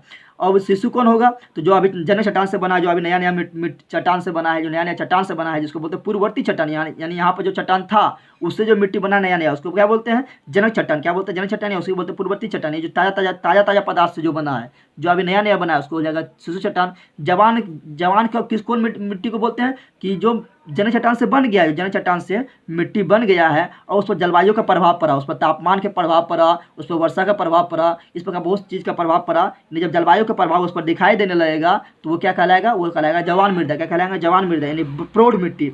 और जो उष्ण कटिबंधीय क्षेत्र में, उस कटिबंधीय क्षेत्र कौन होता है, उष्ण कटिबंधीय क्षेत्र होता है। मान लो पृथ्वी है, पृथ्वी के बीचों बीच होता है विषुवत रेखा। क्या होता है, विषुवत रेखा होता है, इसको बोलते हैं 0 डिग्री अक्षांश। क्या बोलते हैं, 0 डिग्री अक्षांश, इसको बोलते हैं भूमध्य रेखा।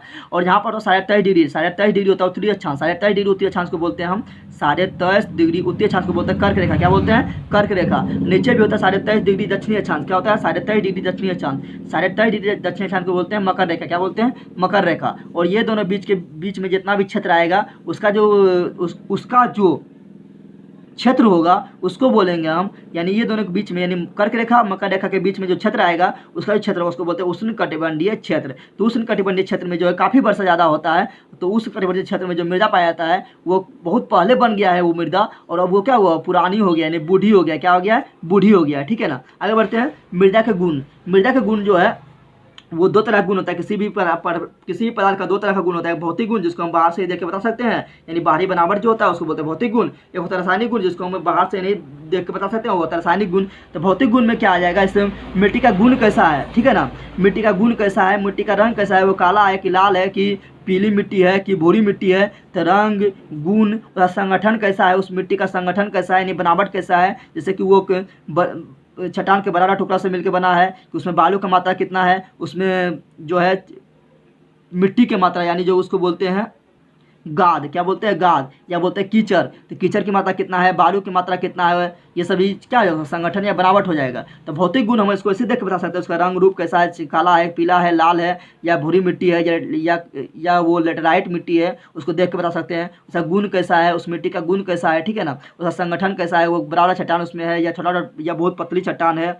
या उसमें बालू की मात्रा कितना है, ये सब क्या है, ये सब हुआ भौतिक गुण। रासायनिक गुण की बात करेंगे तो रासायनिक गुण में हम देखते हैं, अगर हम रासायनिक गुण की बात करेंगे तो रासायनिक गुण में क्या जाएगा, इसको हम प्रयोगशाला में देखेंगे, ठीक है। रासायनिक गुण ऐसा गुण होता है जिसको हम ऐसे देख के नहीं बता सकते, उसको प्रयोगशाला में मिट्टी के ले जाएंगे, उस मिट्टी का गुण का अध्ययन करेंगे, इसमें कितना फास्फोरस है, कितना इसमें जीवाश्म है, कितना इसमें पोटास की मात्रा है, कितना इसमें ह्यूमस की मात्रा है। तो ये सभी हमको क्या करेंगे, जैसे प्रयोगशाला में हम देख सकते हैं। तो उसको बोलते हैं रासायनिक गुण। क्या बोलते हैं, इसका अम्लता यानी मिट्टी का अम्लता कितना है, मिट्टी का क्षारीयता कितना है, अम्लता तो समझ रहे हैं ना, जिसका पीएच मान 7 से कम होता है वो होता है अम्लीय, जिसका पीएच मान 7 से अधिक होता है वो होता है क्षारीय, और जिसका पीएच मान 7 होता है वो होता है उदासीन। जैसे जल क्या है, उदासीन है। तो अगर 7 रहता है मिट्टी का पीएच मान तो बहुत अच्छा रहता है, लेकिन 7 से कम हो जाएगा तो हो जाएगा अम्लीय, 7 से अधिक हो जाएगा तो हो जाएगा क्षारीय। तो ये सभी पीएच मान, रासायनिक गुण में पीएच मान भी आता है, यानी अम्लीय क्षारीय किसमें आ जाएगा, रासायनिक गुण में आ जाएगा। रासायनिक संगठन यानी वो किससे मिलकर बना है, वो पोटास से मिलकर बना है, कितना मात्रा में उसमें फास्फोरस है, कितना मात्रा में उसमें ह्यूमस है, कितना मात्रा में उसमें नाइट्रोजन है, ये सभी जो उसमें मात्रा हम जो देख रहे हैं ये क्या है, रासायनिक संगठन, रासायनिक संगठन है, ठीक है ना। आगे बढ़ते हैं,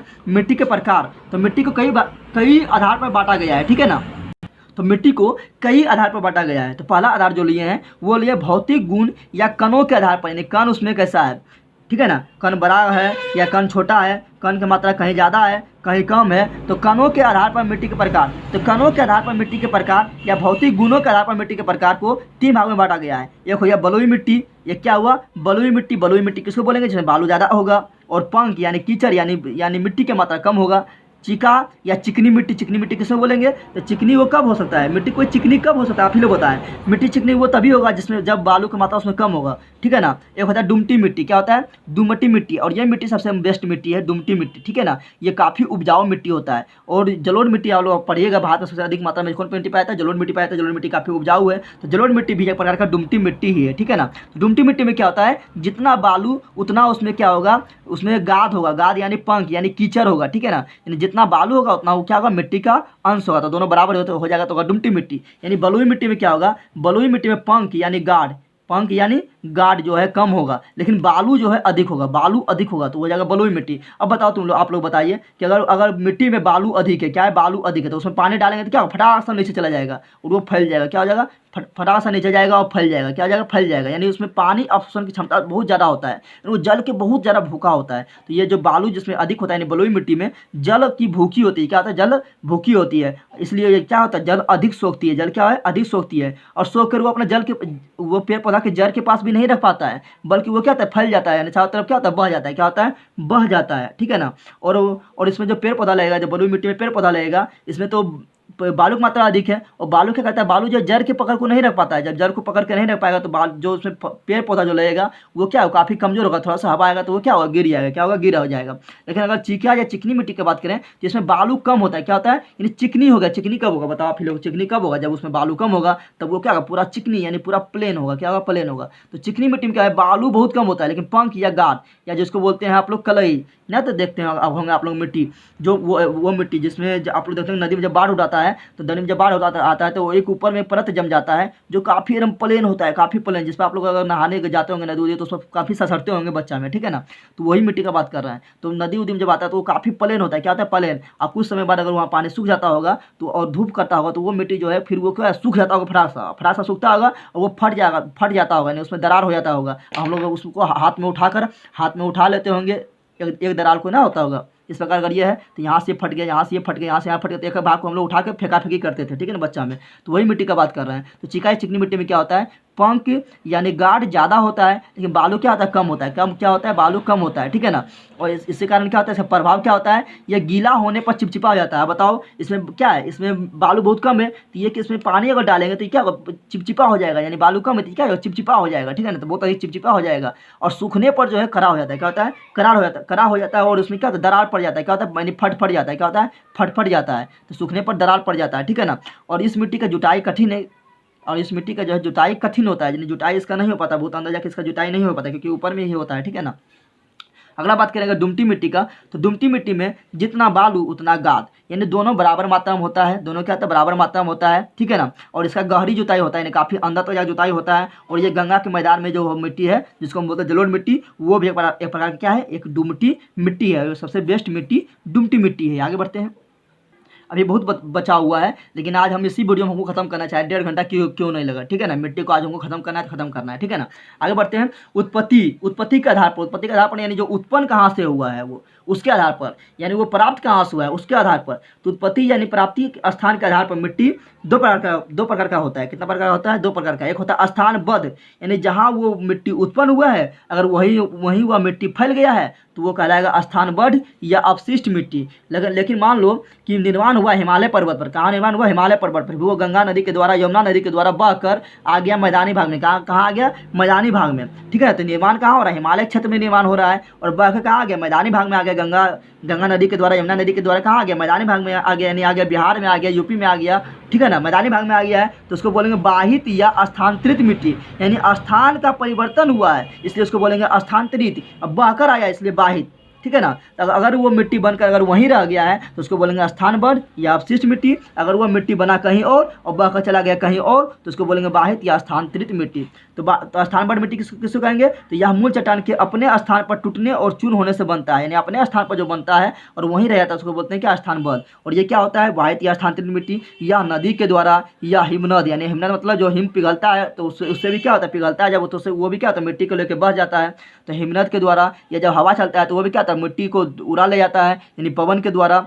जैसे अपर्दनकारी मतलब होता है कि अपर्दन करना, यानी वहाँ से मिट्टी को उठा के दूसरा जगह ले जाना। अपर्दनकारी शक्तियों द्वारा वाहित होकर अपने मूल स्थान से हटकर कहीं अन्यत्र मिलती है तो उसको क्या बोलते हैं, उसको बोलते हैं वाहित या स्थानांतरित मिलती है। अभी तुरंत हम बताए थे। अब बताओ, जैसे छोटा नागपुर में जो है छोटा नागपुर में ग्रेनाइट और नाइस चट्टान था। कौन चट्टान था, ग्रेनाइट का चट्टान था और नाइस का चट्टान था। इसी के टूट फूट से क्या हुआ, वहाँ पर मिट्टी का निर्माण हुआ है। क्या हुआ है, मिट्टी का निर्माण हुआ है और वो मिट्टी वहीं रह गया है। और वो जो मिट्टी बना था वो बना था क्या, लाल मिट्टी। क्या बना था, लाल मिट्टी। वो मिट्टी वहीं रह गया है तो उसको बोलेंगे स्थानबद्ध या अवशिष्ट मिट्टी। तो लाल मिट्टी किससे बना है, ग्रेनाइट से और नाइस चट्टान से। लेकिन जब अगर बात करें हम जलोढ़ मिट्टी से, तो जलोढ़ मिट्टी पाया जाता है कहाँ, नदी के मुहाने पर, नदी के किनारे में, नदी के मुहाने पर या डेल्टा वाले भाग में। डेल्टा किसको बोलते हैं, जहाँ पर नदी आकर समुद्र में अपना जल गिराता है, वहाँ पर क्या होता है, एक त्रिभुजाकार इस प्रकार बन जाता है। वहाँ पर मिट्टी जमा हो जाता है, जो नदी के द्वारा मिट्टी लाया गया है वो जमा हो जाता है, उसको बोलते हैं उसको क्या बोलते हैं, डेल्टा। तो डेल्टा वाला भाग में मिलता है, नदी के किनारे में जो मिट्टी मिलता है उसको बोलते हैं जलोढ़ मिट्टी।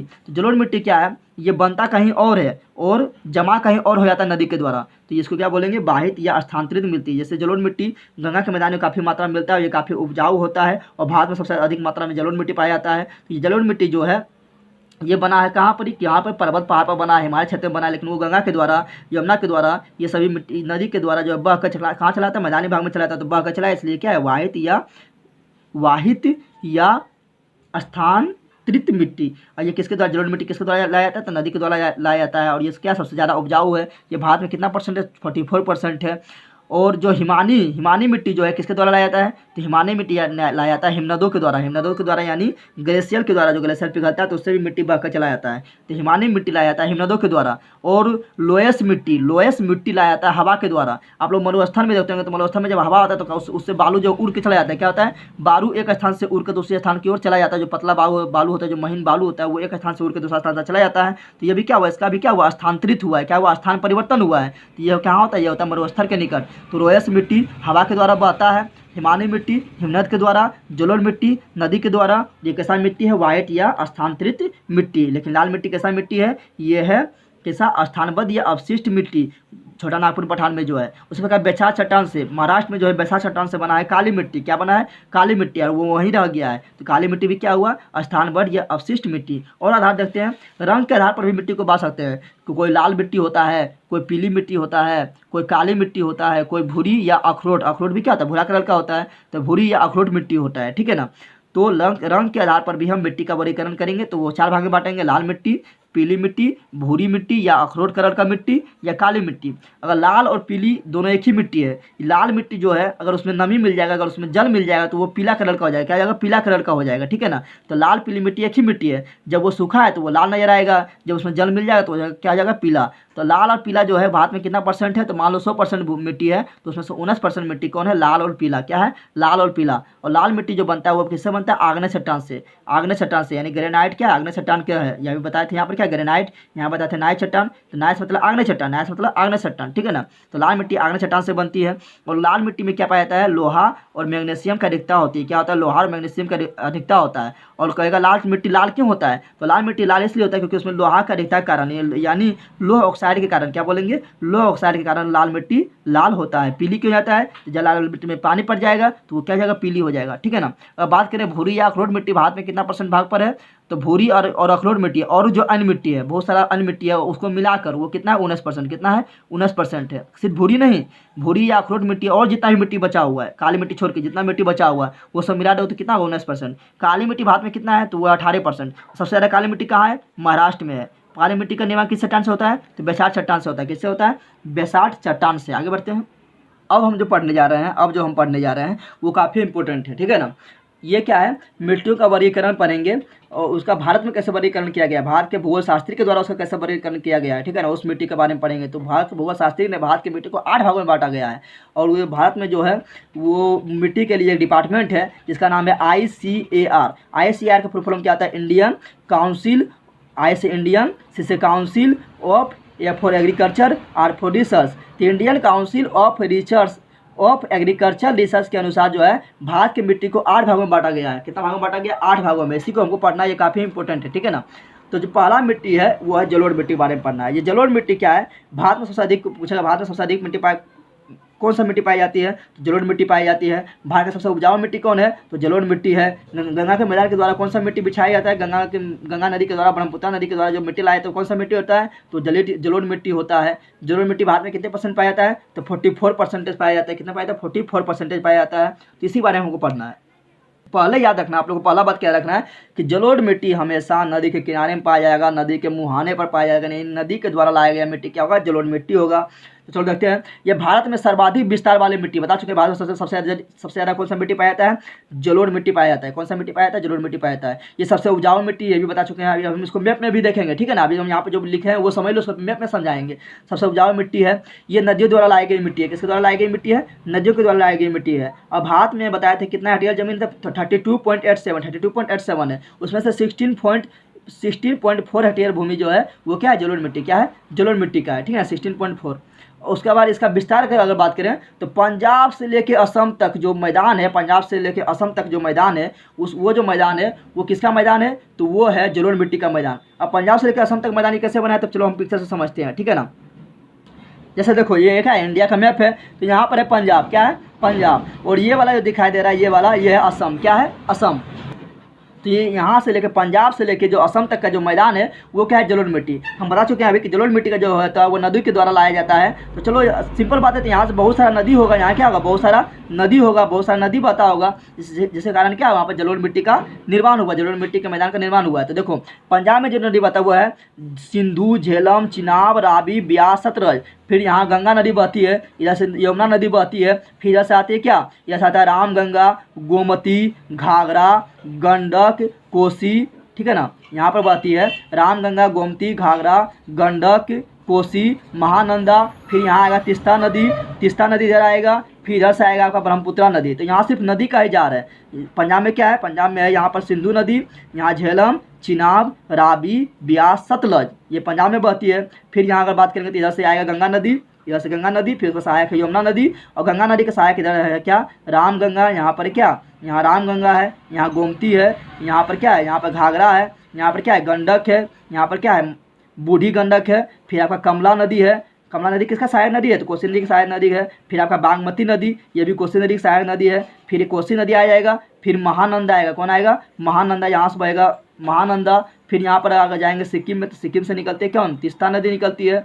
फिर इधर से आएंगे तो यहाँ पर ब्रह्मपुत्रा नदी है। तो यहाँ नदी का जाल है, इसलिए यहाँ से पंजाब से लेके असम तक जो है जलोढ़ मिट्टी का विस्तार हुआ है। क्या है, जलोढ़ मिट्टी का विस्तार हुआ है। फिर अगर समझते हैं आगे, फिर है एमपी में नर्मदा और ताप्ती की घाटियाँ, एमपी में नर्मदा और ताप्ती की घाटियाँ। तो देखो एमपी वाला बात करें तो ये है एमपी, ये क्या है, एमपी यानी मध्य प्रदेश। क्या है, मध्य प्रदेश। तो मध्य प्रदेश में देखेंगे कि यहाँ से इधर पट्टी नर्मदा नदी बहती है और खंबात की खाड़ी में गिर जाती है, और यहाँ पर ताप्ती नदी बहती है और खंबात की खाड़ी में गिर जाती है। तो ये नर्मदा नदी हो गया, ये ताप्ती नदी हो गया। तो ये दोनों नदी बह रहे हैं, तो सिंपल बात है, ये क्या होगा, ये जो मिट्टी लेकर आएगा वो क्या होगा, जलोढ़ मिट्टी होगा। तो यहाँ पर जलोढ़ मिट्टी बढ़ जाता है, क्या होता है, इसकी घाटी में जलोढ़ मिट्टी बढ़ जाती है। तो यहाँ पर इसके द्वारा भी जलोढ़ मिट्टी का निर्माण होता है। फिर आगे बढ़ेंगे, फिर है तेलंगाना और आंध्र प्रदेश में गोदावरी नदी की घाटी। आप लोग जानते हैं कि आंध्र प्रदेश से ही तेलंगाना अलग हुआ है, और आंध्र प्रदेश में बहता है गोदावरी नदी। क्या बहता है, गोदावरी नदी, और तेलंगाना में बहता है गोदावरी नदी। सिंपल सी बात है, जब गोदावरी नदी बहती है तो वहाँ पर क्या होगा, वहाँ जो गोदावरी नदी के द्वारा जो मिट्टी लाई जाएगी वो क्या होगा, जलोढ़ मिट्टी होगा। तो वही यहाँ लिखा हुआ, तेलंगाना और आंध्र प्रदेश में गोदावरी नदी की घाटी। चलो देखते हैं, गोदावरी नदी जो है वो महाराष्ट्र से निकलते हुए तेलंगाना जाता है, तेलंगाना से फिर कहाँ जाता है, तेलंगाना से फिर जाता है वो कहाँ पर, यहाँ महाराष्ट्र से निकलता है, फिर जाता है कहाँ, तेलंगाना से फिर वो जाता है कहाँ पर, आंध्र प्रदेश में, और फिर ये बंगाल की खाड़ी में गिर जाती है। तो तेलंगाना में जो घाटी है गोदावरी की घाटी, और आंध्र प्रदेश में गोदावरी की जो घाटी है वहाँ पर भी जलोढ़ मिट्टी पाई जाती है। फिर बात करें आगे है तमिलनाडु में कावेरी की घाटी। तो कावेरी नदी कहाँ बहती है, तमिलनाडु में बहती है। तो वहाँ घाटी में क्या होगा, वहाँ घाटी में जलोढ़ मिट्टी पाई जाएगी। केरल में सागर तट, अगर आप लोग इंडिया में मैप देखेंगे तो यह है केरल। ये क्या है, केरल है। केरल में जो सागर तट है, जो ये सागर तट आपको दिखाई दे रहा है, यहाँ पर इस समुद्र की लहरें आती है, समुद्र की लहरें द्वारा भी मिट्टी लाई जाती है। तो यहाँ पर सागर तट में क्या जमा हो जाता है, जिस कारण समुद्र केरल के जो सागर तट है वो भी क्या है, वो भी है जलोढ़ मिट्टी। यानी सभी तट में, जहाँ भी हर जगह सागर तट में जलोढ़ मिट्टी पाई जाती है, लेकिन केरल के सागर तट में ज़्यादा जलोढ़ मिट्टी पाई जाती है, क्योंकि ये देखो काफ़ी सकरा है, लेकिन सभी भाग क्या है, समुद्र के निकट है। क्या है, समुद्र के निकट है। अब बताए थे क्या डेल्टा, क्या बताए थे, डेल्टा क्या बताए थे कि जहाँ पर नदी बहती है समुद्र में मिल जाती है, वहाँ पर क्या होता है, इस प्रकार जो है त्रिभुजाकार वहाँ पर फैल जाती है। इस प्रकार नदी की धारा इस प्रकार फैल जाती है और त्रिभुजाकार भाग बना लेती है, और वहाँ पर जाकर कचरा जमा कर देती है। जो कचरा जमा होता है उसको बोलते हैं डेल्टा। क्या बोलते हैं, डेल्टा। तो बात करें ब्रह्मपुत्रा का, गंगा का, हुगली का, महानदी का, गोदावरी का, कृष्णा का, कावेरी का, ये सभी का जो डेल्टा होता है वो भी क्या, तो जलोढ़ मिट्टी का बना होता है। कैसे बनाता है, जलोढ़ मिट्टी का, चलो समझते हैं मैप में। बात करते हैं पहले गंगा का। गंगा जो है यूपी से निकलता है, उत्तराखंड से निकलती है, और यूपी होते हुए, बिहार होते हुए थोड़ा झारखंड में जाती है, झारखंड से फिर पश्चिम बंगाल से फिर बांग्लादेश होते हुए कहाँ चलता है, बंगाल की खाड़ी में गिर जाती है। कहाँ गिरती है, बंगाल की खाड़ी में। उसी प्रकार यहाँ पर जो है, यहाँ से जो है मानसरोवर झील के पास चेमायुंगदुंग ग्लेशियर से क्या होता है, ब्रह्मपुत्र नदी निकलती है और अरुणाचल प्रदेश में प्रवेश करती है भारत में, और फिर असम होते हुए, जो असम में अभी तबाही मचा रही है ब्रह्मपुत्र नदी, तो असम होते हुए, और बिहार में तो अभी जान रहे हैं कि बिहार में, उत्तरी बिहार में काफ़ी तबाही मच रहा है। कौन सा नदी के द्वारा, तो घाघरा नदी के द्वारा। गोमती नदी, घाघरा नदी हो गया, गंडक नदी हो गया, बूढ़ी गंडक हो गया, कमला नदी हो गया, बागमती नदी हो गया, कोसी नदी हो गया, ये सभी बिहार में तबाही अभी मचा रहा है, ठीक है ना। तो ये काफ़ी दुखद समाचार है। तो ये ब्रह्मपुत्र नदी चेमायुंगदुंग ग्लेशियर से निकलती है, फिर अरुणाचल प्रदेश होते हुए असम में पहुंचती है, असम होते हुए फिर ये कहाँ पर जाती है, बांग्लादेश में, और ये फिर क्या होता है, गंगा नदी से मिल जाती है। दोनों क्या होता है, दोनों बंगाल खाड़ी में गिर जाती है। तो इसका जो यहाँ पर डेल्टा निर्माण करता है, यह सुंदरवन की डेल्टा है। क्या है, सुंदरवन की डेल्टा है, जो विश्व का सबसे बड़ा डेल्टा है। तो ये डेल्टा जो बना हुआ है ये काफ़ी उपजाऊ है, क्योंकि जलोढ़ मिट्टी का बना हुआ है। उसी प्रकार यहाँ पर यह है,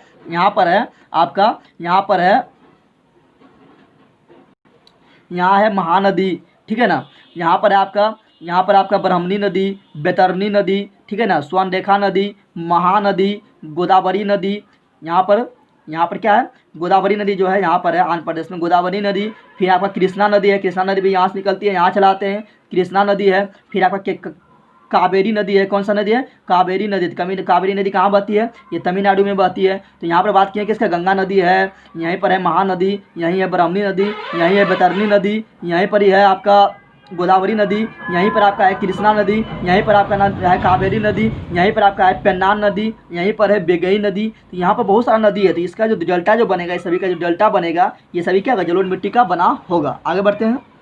अगर जलोढ़ नदी की विशेषता और देखें तो जलोढ़ नदी में जो है सही प्रकार का खादान का उत्पादन होता है, सही प्रकार का खादान है, जितना भी खाने वाला अन्न है सही प्रकार का उत्पादन होता है, चाहे वो तिलहन का बात करें, चाहे वो सरसों का तेल का बात करें, सूर्यमुखी का तेल का बात करें, या आपका मूंगफली का तेल का बात करें, सभी तेल का उत्पादन होता है जलोढ़ मिट्टी में, सभी दलहन का उत्पादन होता है जलोढ़ मिट्टी में, कपास का उत्पादन होता है, गन्ना का उत्पादन होता है, सब्जी का उत्पादन होता है, जूट का उत्पादन होता है, इन सभी खादान का उत्पादन जलोढ़ मिट्टी में होता है। चावल का भी उत्पादन होता है, गेहूँ का भी उत्पादन होता है। लेकिन याद रखना, भारत की जितनी भी मिट्टी है, भारत का हम एक बात काफ़ी इंपॉर्टेंट है, काफ़ी इंपॉर्टेंट, भारत की जितनी भी मिट्टी है, भारत की जितनी मिट्टी है उसमें 3 चीज़ का कमी होता है। क्या होता है? 3 चीज़ का कमी होता है। एक तो नाइट्रोजन, सभी में कमी होता है, भारत की जितना भी मिट्टी है सब में क्या होता है? नाइट्रोजन की कमी होता है। दूसरा पोटास का कमी होता है। क्या होता है? पोटास का कमी होता है। और तीसरा जो है वो जीवाश्म का कमी होता है। क्या होता है? जीवाश्म। ठीक है ना, जीवाश्म का कमी होता है। तो याद रखना, भारत की जितनी भी मिट्टी है सभी में नाइट्रोजन कमी होगा, सभी में पोटास का कमी होगा और जीवाश्म कमी होगा। सिर्फ एक मिट्टी में जीवाश्म होगा तो उसको हम बताएंगे। ठीक है ना, तो नाइट्रोजन की कमी होता है, जीवाश्म की कमी होता है। नाइट्रोजन का पूर्ति कैसे करते हैं? तो डाल देते हैं हम खेत में, यूरिया डाल देते हैं, तो जलोढ़ मिट्टी में डाल देंगे, यूरिया डाल देंगे। ठीक है, क्या डाल देंगे? यूरिया डाल देंगे। अमोनियम सल्फेट डाल देंगे, अमोनियम फास्फोरेट डाल देंगे, तो इससे भी क्या होगा? नाइट्रोजन मिल जाएगा, क्योंकि अमोनियम सल्फर का सूत्र क्या होता है? अमोनियम सल्फर का सूत्र होता है NH4 के होल 2 और SO4, तो N मतलब नाइट्रोजन मिल गया। अमोनियम फॉस्फेट यानी NH4 इसमें भी आएगा, तो N मतलब नाइट्रोजन मिल गया है। तो नाइट्रोजन को पूरा करने के लिए हम डालते हैं काफ़ी मात्रा में यूरिया डालते हैं। ठीक है ना, अगर और फास्फोरस से कमी हो तो फास्फोरस, जलोढ़ मिट्टी में फास्फोरस की कमी होता है, तो फास्फोरस की पूर्ति के लिए हम डालते हैं उसमें सुपर फास्फोरेट। क्या डालते हैं? सुपर फास्फोरेट। याद रखना, जलोढ़ मिट्टी को जो है जलोढ़ मिट्टी को भी हम 2 भागों में बांटे हैं। कौन भागों में बांटते हैं? 2 भाग में। ठीक है ना, एक बांगर, एक खादर। ये काफ़ी इंपॉर्टेंट है, बहुत बार पूछा गया है कि जलोढ़ मिट्टी को 2 भागों में बांटा गया है, एक बांगर, एक खादर। जो पुरानी जलोढ़ मिट्टी है,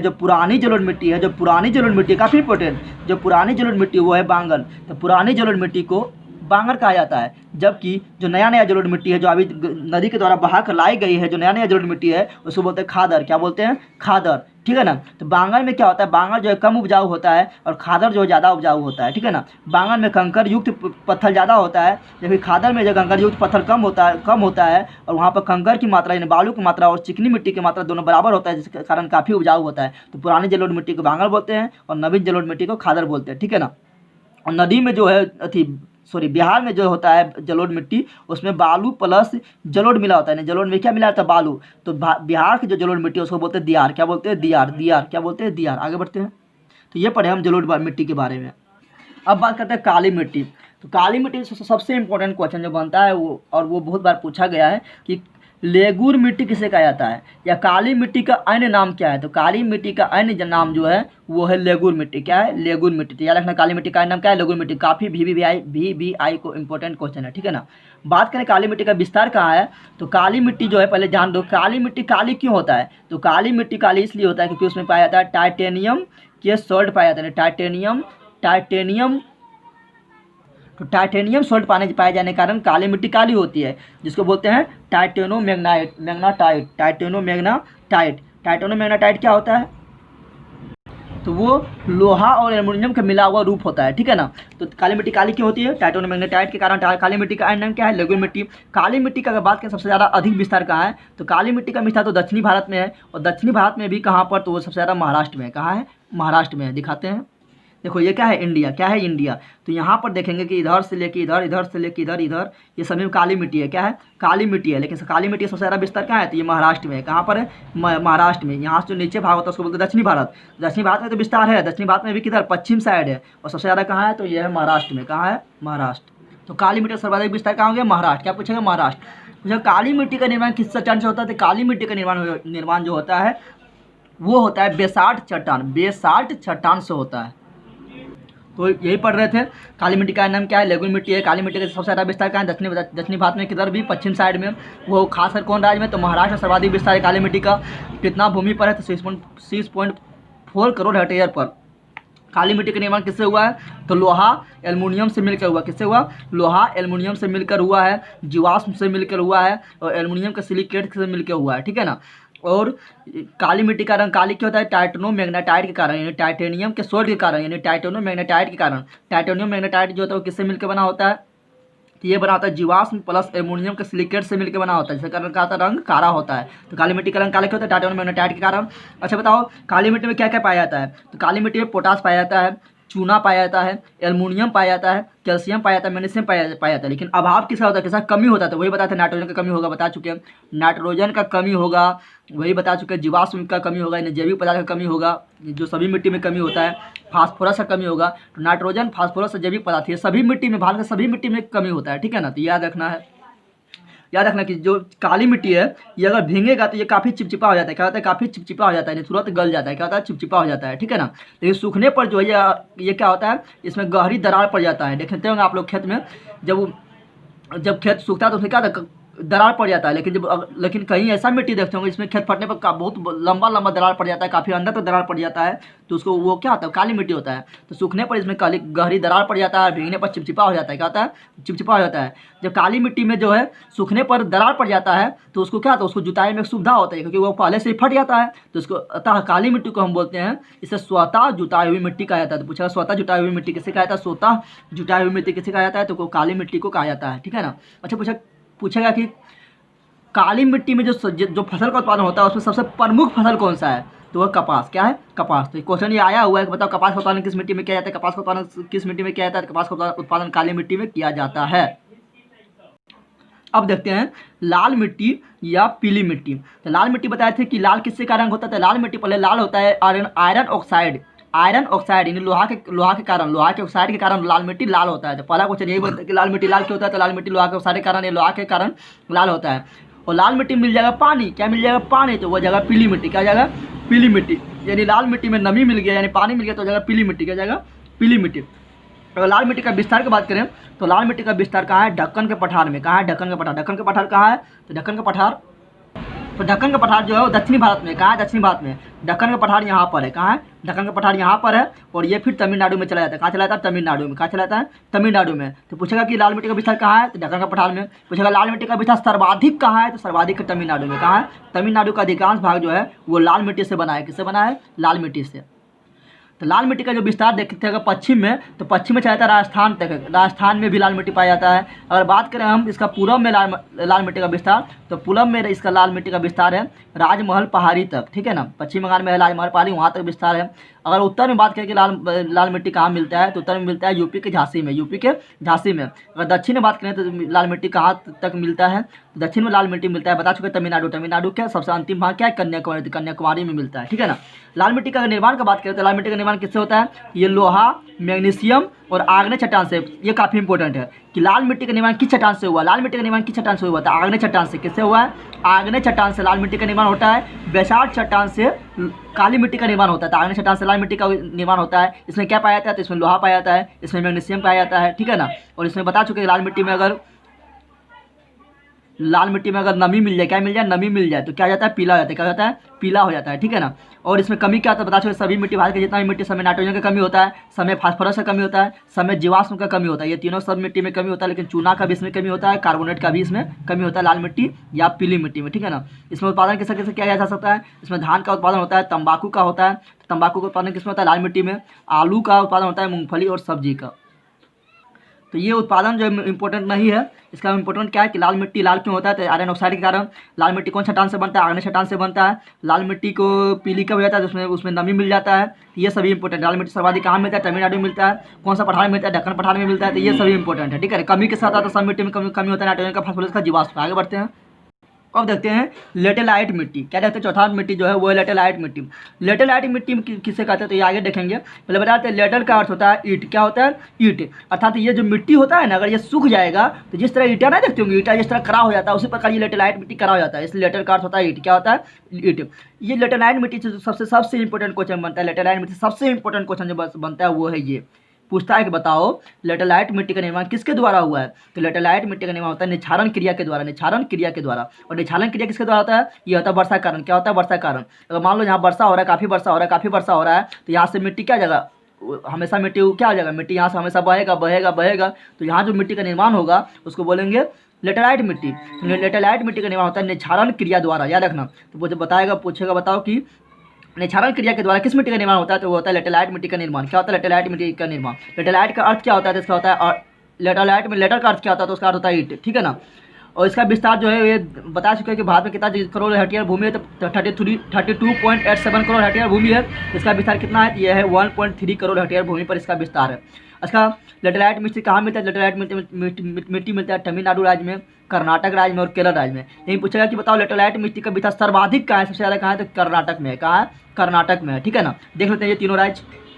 देखो ये है तमिलनाडु, ये है आपका केरल, ये है कर्नाटक। तो कर्नाटक में जो है लेटेराइट मिट्टी का विस्तार ज़्यादा है। और लेटेराइट मिट्टी का जो उत्पादन किया जाता है वो क्या जाता है, कॉफ़ी। क्या कहा जाता है, कॉफ़ी किया जाता है। क्या किसका उत्पादन किया जाता है, कॉफ़ी का किया जाता है, चाय का किया जाता है। तो चाय और कॉफ़ी का उत्पादन कौन सा मिट्टी में होता है, ये काफ़ी बार क्वेश्चन पूछा गया। कॉफ़ी का उत्पादन कौन सा मिट्टी में किया जाता है, लेटेराइट मिट्टी में, ठीक है ना। चाय का उत्पादन किसमें किया जाता है, लेटेराइट मिट्टी में। इसलिए भी देखते होंगे आप लोग कि कर्नाटक को जो है, कर्नाटक में सबसे ज़्यादा कॉफ़ी का उत्पादन होता है। पूछता है भारत में सबसे ज़्यादा कॉफ़ी का उत्पादन कहाँ होता है, तो होता है कर्नाटक में। किसमें होता है, कर्नाटक में।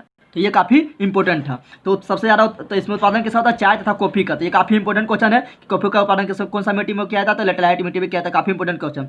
इसमें अरिता किसका होता है, इसमें अरिता होता है लोहे के ऑक्साइड। किसका अरिता होता है, लोहे के ऑक्साइड। और पानी से जिस प्रकार बताया कि लाल मिट्टी में अगर पानी मिला देते हैं, क्या मिल जाता है, पानी मिल जाता है, नमी मिल जाता है, तो यह हो जाता है पीला। क्या जाता है, पीला। उसी प्रकार लेटेराइट मिट्टी में अगर पानी मिला देंगे तो यह काला। क्या हो जाएगा, काला हो जाएगा, ठीक है ना। आगे बढ़ते हैं, बताते हैं कमी। तो कमी के बारे में बता चुके हैं। कमी जो है भारत के सभी मिट्टी में कमी होता है। नाइट्रोजन का होता है, फास्फोरस का होता है, जीवाश्म का होता है, और इसमें पोटास का भी कमी है, चूना का भी कमी है। इसमें पोटास का भी कमी है और चूना का भी कमी है, ठीक है ना। और मैग्नीशियम का भी कमी है। लेकिन ये तीनों सभी मिट्टी में मिलेगा कमी, ठीक है ना। जीवाश्म मिट्टी सिर्फ एक मिट्टी में नहीं मिलेगा, वो बताएंगे। अगला है शुष्क और मरुस्थलीय मिट्टी। शुष्क और मरुस्थलीय मिट्टी ने जो मरुस्थल में जो मिट्टी मिलता है वो काफ़ी सूखा हुआ होता है, यानी वो होगा शुष्क। क्या होगा, शुष्क। तो शुष्क और मरुस्थलीय मिट्टी या इसी को बोलते हैं रेतीली मिट्टी। रेतीली यानी रेत से जो बना है, यानी बालू से जो बना है, यानी रेतीली मिट्टी। तो ये सर्वाधिक कहाँ पाया जाता है, तो राजस्थान में से, क्योंकि राजस्थान में क्या है, मरुस्थल है। तो राजस्थान में सबसे ज़्यादा ये मिट्टी पाई जाती है। उसके बाद काफ़ी कुछ मात्रा में पंजाब में, कुछ मात्रा में हरियाणा में, क्योंकि पंजाब हरियाणा वहाँ सटा हुआ है। देख लो पिक्चर में, देखो क्या है, ये है राजस्थान, ये है हरियाणा, ये है पंजाब। और इधर जो पश्चिम भाग में है, यहाँ पर जो है, यहाँ पर है थार मरुस्थल। क्या है, थार मरुस्थल। तो रेगिस्तान में बनता है मिट्टी, लेटेरी मिट्टी या मरुस्थलीय मिट्टी। यहाँ मरुस्थलीय मिट्टी का निर्माण हुआ है। मरुस्थलीय मिट्टी भी उपजाऊ होता है, खाली इसको यहाँ पर क्या मिल जाए, इसको मिल जाए सिंचाई के साधन, यानी इसको पानी मिल जाए, यानी सिंचाई के साधन मिल जाए तो मरुस्थलीय मिट्टी भी उपजाऊ हो जाएगा। तो इसलिए यहाँ से जो है इंदिरा गांधी नहर, यहाँ से पंजाब से जो है इंदिरा गांधी नहर कहाँ पर आती है, राजस्थान में आती है। जो भारत की सबसे लंबी नहर है इंदिरा गांधी नहर, वो पंजाब से राजस्थान आती है। इसके कारण क्या होता है, यहाँ पर सिंचाई हो पाता है, जिस कारण यहाँ पर अच्छा खासा उत्पादन हो जाता है, ठीक है ना। तो आगे देखते हैं इसका अगर उर्वरता की बात करें तो उर्वरता ज़्यादा क्या होता है, पश्चिम साइड में बता दिए क्या है, पश्चिम राजस्थान के पश्चिम साइड में क्या था, मरुस्थल था। तो पश्चिम साइड में उत्पादन कब होगा, अब पूरब के उत्पादन क्या होगा, ज़्यादा होगा, कि पूरब की साइड मरुस्थल नहीं था। अधिकता की बात करें तो इसमें क्या होता है, इसमें घुलनशील लवण होता है। क्या होता है, घुलनशील लवण। क्योंकि मिट्टी नदी है, वहाँ पर क्या है, बालू ही बालू है, तो बालू ही बालू है, तो बालू में क्या होता है, लवण होता है। क्या होता है, इसमें घुलनशील लवण है। क्या है, घुलनशील लवण है। घुलनशील लवण में क्या होता है, नाइट्रोजन, यानी इसमें नाइट्रोजन पाया जाता है, ठीक है ना। कमी की बात करें तो इसमें नाइट्रोजन की कमी नहीं होगा, क्योंकि ये क्या है, बलुई मिट्टी है। बलुई मिट्टी क्या होता है, नदी के द्वारा होता है। तो नदी में जो नदी में क्या होता है, नमी का होता है। समुद्र में क्या होता है, नमी तो होता है ना, उसके पानी में नमी होता है। उस प्रकार यहाँ पर भी क्या है, यहाँ पर भी बालू ही बालू है, तो इसमें भी नमी होता है। क्या होता है, नमी होता है, सॉरी नाइट्रोजन होता है। क्या होता है, नाइट्रोजन होता है। इसमें घुलनशील लवण होता है, ठीक है ना। अगर बात करें कमी का, तो जीवाश्म कमी होता है, फास्फोरस का कमी होता है, ठीक है। अगर इसको हम बताया था अभी आप लोग को कि अगर इसको सिंचाई का मौका मिल जाए, अगर यहाँ पर सिंचाई हो जाए, पटवन हो जाए, तो यहाँ फसल का उत्पादन का संभावना बढ़ जाता है। और बताते क्या है कि इंदिरा गांधी नहर जो पंजाब से कहाँ आता है, राजस्थान में आती है। जो कौन सा नदी से पानी प्राप्त करती है, तो सतलज नदी से पानी प्राप्त करती है। और इंदिरा गांधी नहर भारत की सबसे लंबी नहर है। अगर आप बात करते हैं अगला मिट्टी के, तो अगला मिट्टी है वन या पहाड़ी मिट्टी। क्या है, वन या पहाड़ी मिट्टी, यानी वन में जो मिट्टी मिलता है या पहाड़ी भाग में जो मिट्टी मिलता है उसको बोलते हैं वन या पहाड़ी मिट्टी। क्या बोलते हैं, वन या पहाड़ी मिट्टी। इसका विस्तार कहाँ रहेगा, तो जहाँ जहाँ जंगल है वहाँ इसका विस्तार होगा। हिमालय क्या है, जंगल, तो हिमालय में इसका विस्तार है। सह्याद्री पर्वत या और पूर्वी घाट और दक्षिणी भारत के पर्वतीय जंगल में क्या है, पर्वतीय जंगल में मिलेगा वन या पहाड़ी मिट्टी। चलो पिक्चर में देखते हैं। देखो यहाँ से कश्मीर से लेके यहाँ पर अरुणाचल प्रदेश तक क्या है, हिमालय पर्वत फैला हुआ है। तो यहाँ जो मिट्टी मिलेगा वो क्या मिलेगा, पर्वतीय मिट्टी मिलेगा। फिर बताते हैं सह्याद्री, यहाँ पर पश्चिमी घाट पर्वत है। क्या है, यहाँ पर गुजरात से महाराष्ट्र से शुरू होते हुए कहाँ तक जाता है, केरल तक जाता है। तो यहाँ पर क्या पश्चिमी घाट पर्वत है और यहाँ पर काफ़ी घना जंगल है। तो यहाँ भी क्या पर्वतीय मिट्टी पाया जाएगा। फिर यहाँ पर पश्चिमी घाट पर्वत है, यहाँ पर क्या पश्चिमी घाट पर्वत है, लेकिन ये इतना घना नहीं जितना ये है। तो यहाँ पर लेकिन पर्वत तो है ना, तो यहाँ पर भी जंगल है। तो यहाँ पर क्या पाया जाएगा, यहाँ पर क्या पाया जाता है, यहाँ पाया जाता है पर्वतीय वन, पर्वतीय मिट्टी या वन मिट्टी, ठीक है ना। उसके बाद यहाँ पर तमिलनाडु में नीलगिरी उलगिरी पहाड़ी है। तो यहाँ पर भी क्या है, यहाँ पहाड़ी भाग है, तो यहाँ भी क्या पाया जाता है, पर्वतीय वन पाया जाता है, यानी पर्वतीय मिट्टी पाया जाता है। अगर बात करें तो बताओ वन है, पहाड़ी है, तो यहाँ पर पत्ता होता है तो काफ़ी गिरता होगा ज़मीन पर। जब पत्ता होता है काफ़ी गिरता है, जीव जंतु काफ़ी मरता होगा, तो वो ज़मीन में ही मिल जाता होगा जंगल में, तो ज़मीन में मिल जाएगा, पत्ता था काफ़ी गिरेगा तो ज़मीन में मिल जाएगा, तो उससे क्या होगा, उससे उस ज़मीन का क्या होगा, उत्पादन शक्ति बढ़ जाएगा, यानी उसमें ह्यूमस का कमी नहीं होगा। इसलिए इसमें जैविक पदार्थ यानी जीव जंतु का जो अंश होता है, जैविक पदार्थ यानी जीव जंतु का जो अंश होता है, यानी जीवाश्म का जो जीव जंतु का जो अंश होता है वो कमी नहीं होता है। जैसे क्या होता है, अधिकता होता है। क्या होता है, अधिकता होता है। कमी क्या होता है, पोटास का। कमी किसका होता है, तो कमी होता है नाइट्रोजन का भी कमी होता है। क्या होता है, नाइट्रोजन का, तो पोटास का, फास्फोरस का, नाइट्रोजन का भी कमी होता है, लेकिन जैविक पदार्थ की कमी नहीं हुआ। अभी जितना भी मिट्टी देखे समय जैविक पदार्थ का कमी था, लेकिन यहाँ कमी नहीं। क्यों कमी नहीं, क्योंकि यहाँ वन है, पहाड़ी मिट्टी है, काफ़ी पत्ता होता है, सत्ता गलता होगा, सब मिट्टी मिल जाता होगा, यानी जीव का अंश तो मिल गया है, जिसमें जीवाश्म का कमी नहीं होगा। आगे बढ़ते हैं।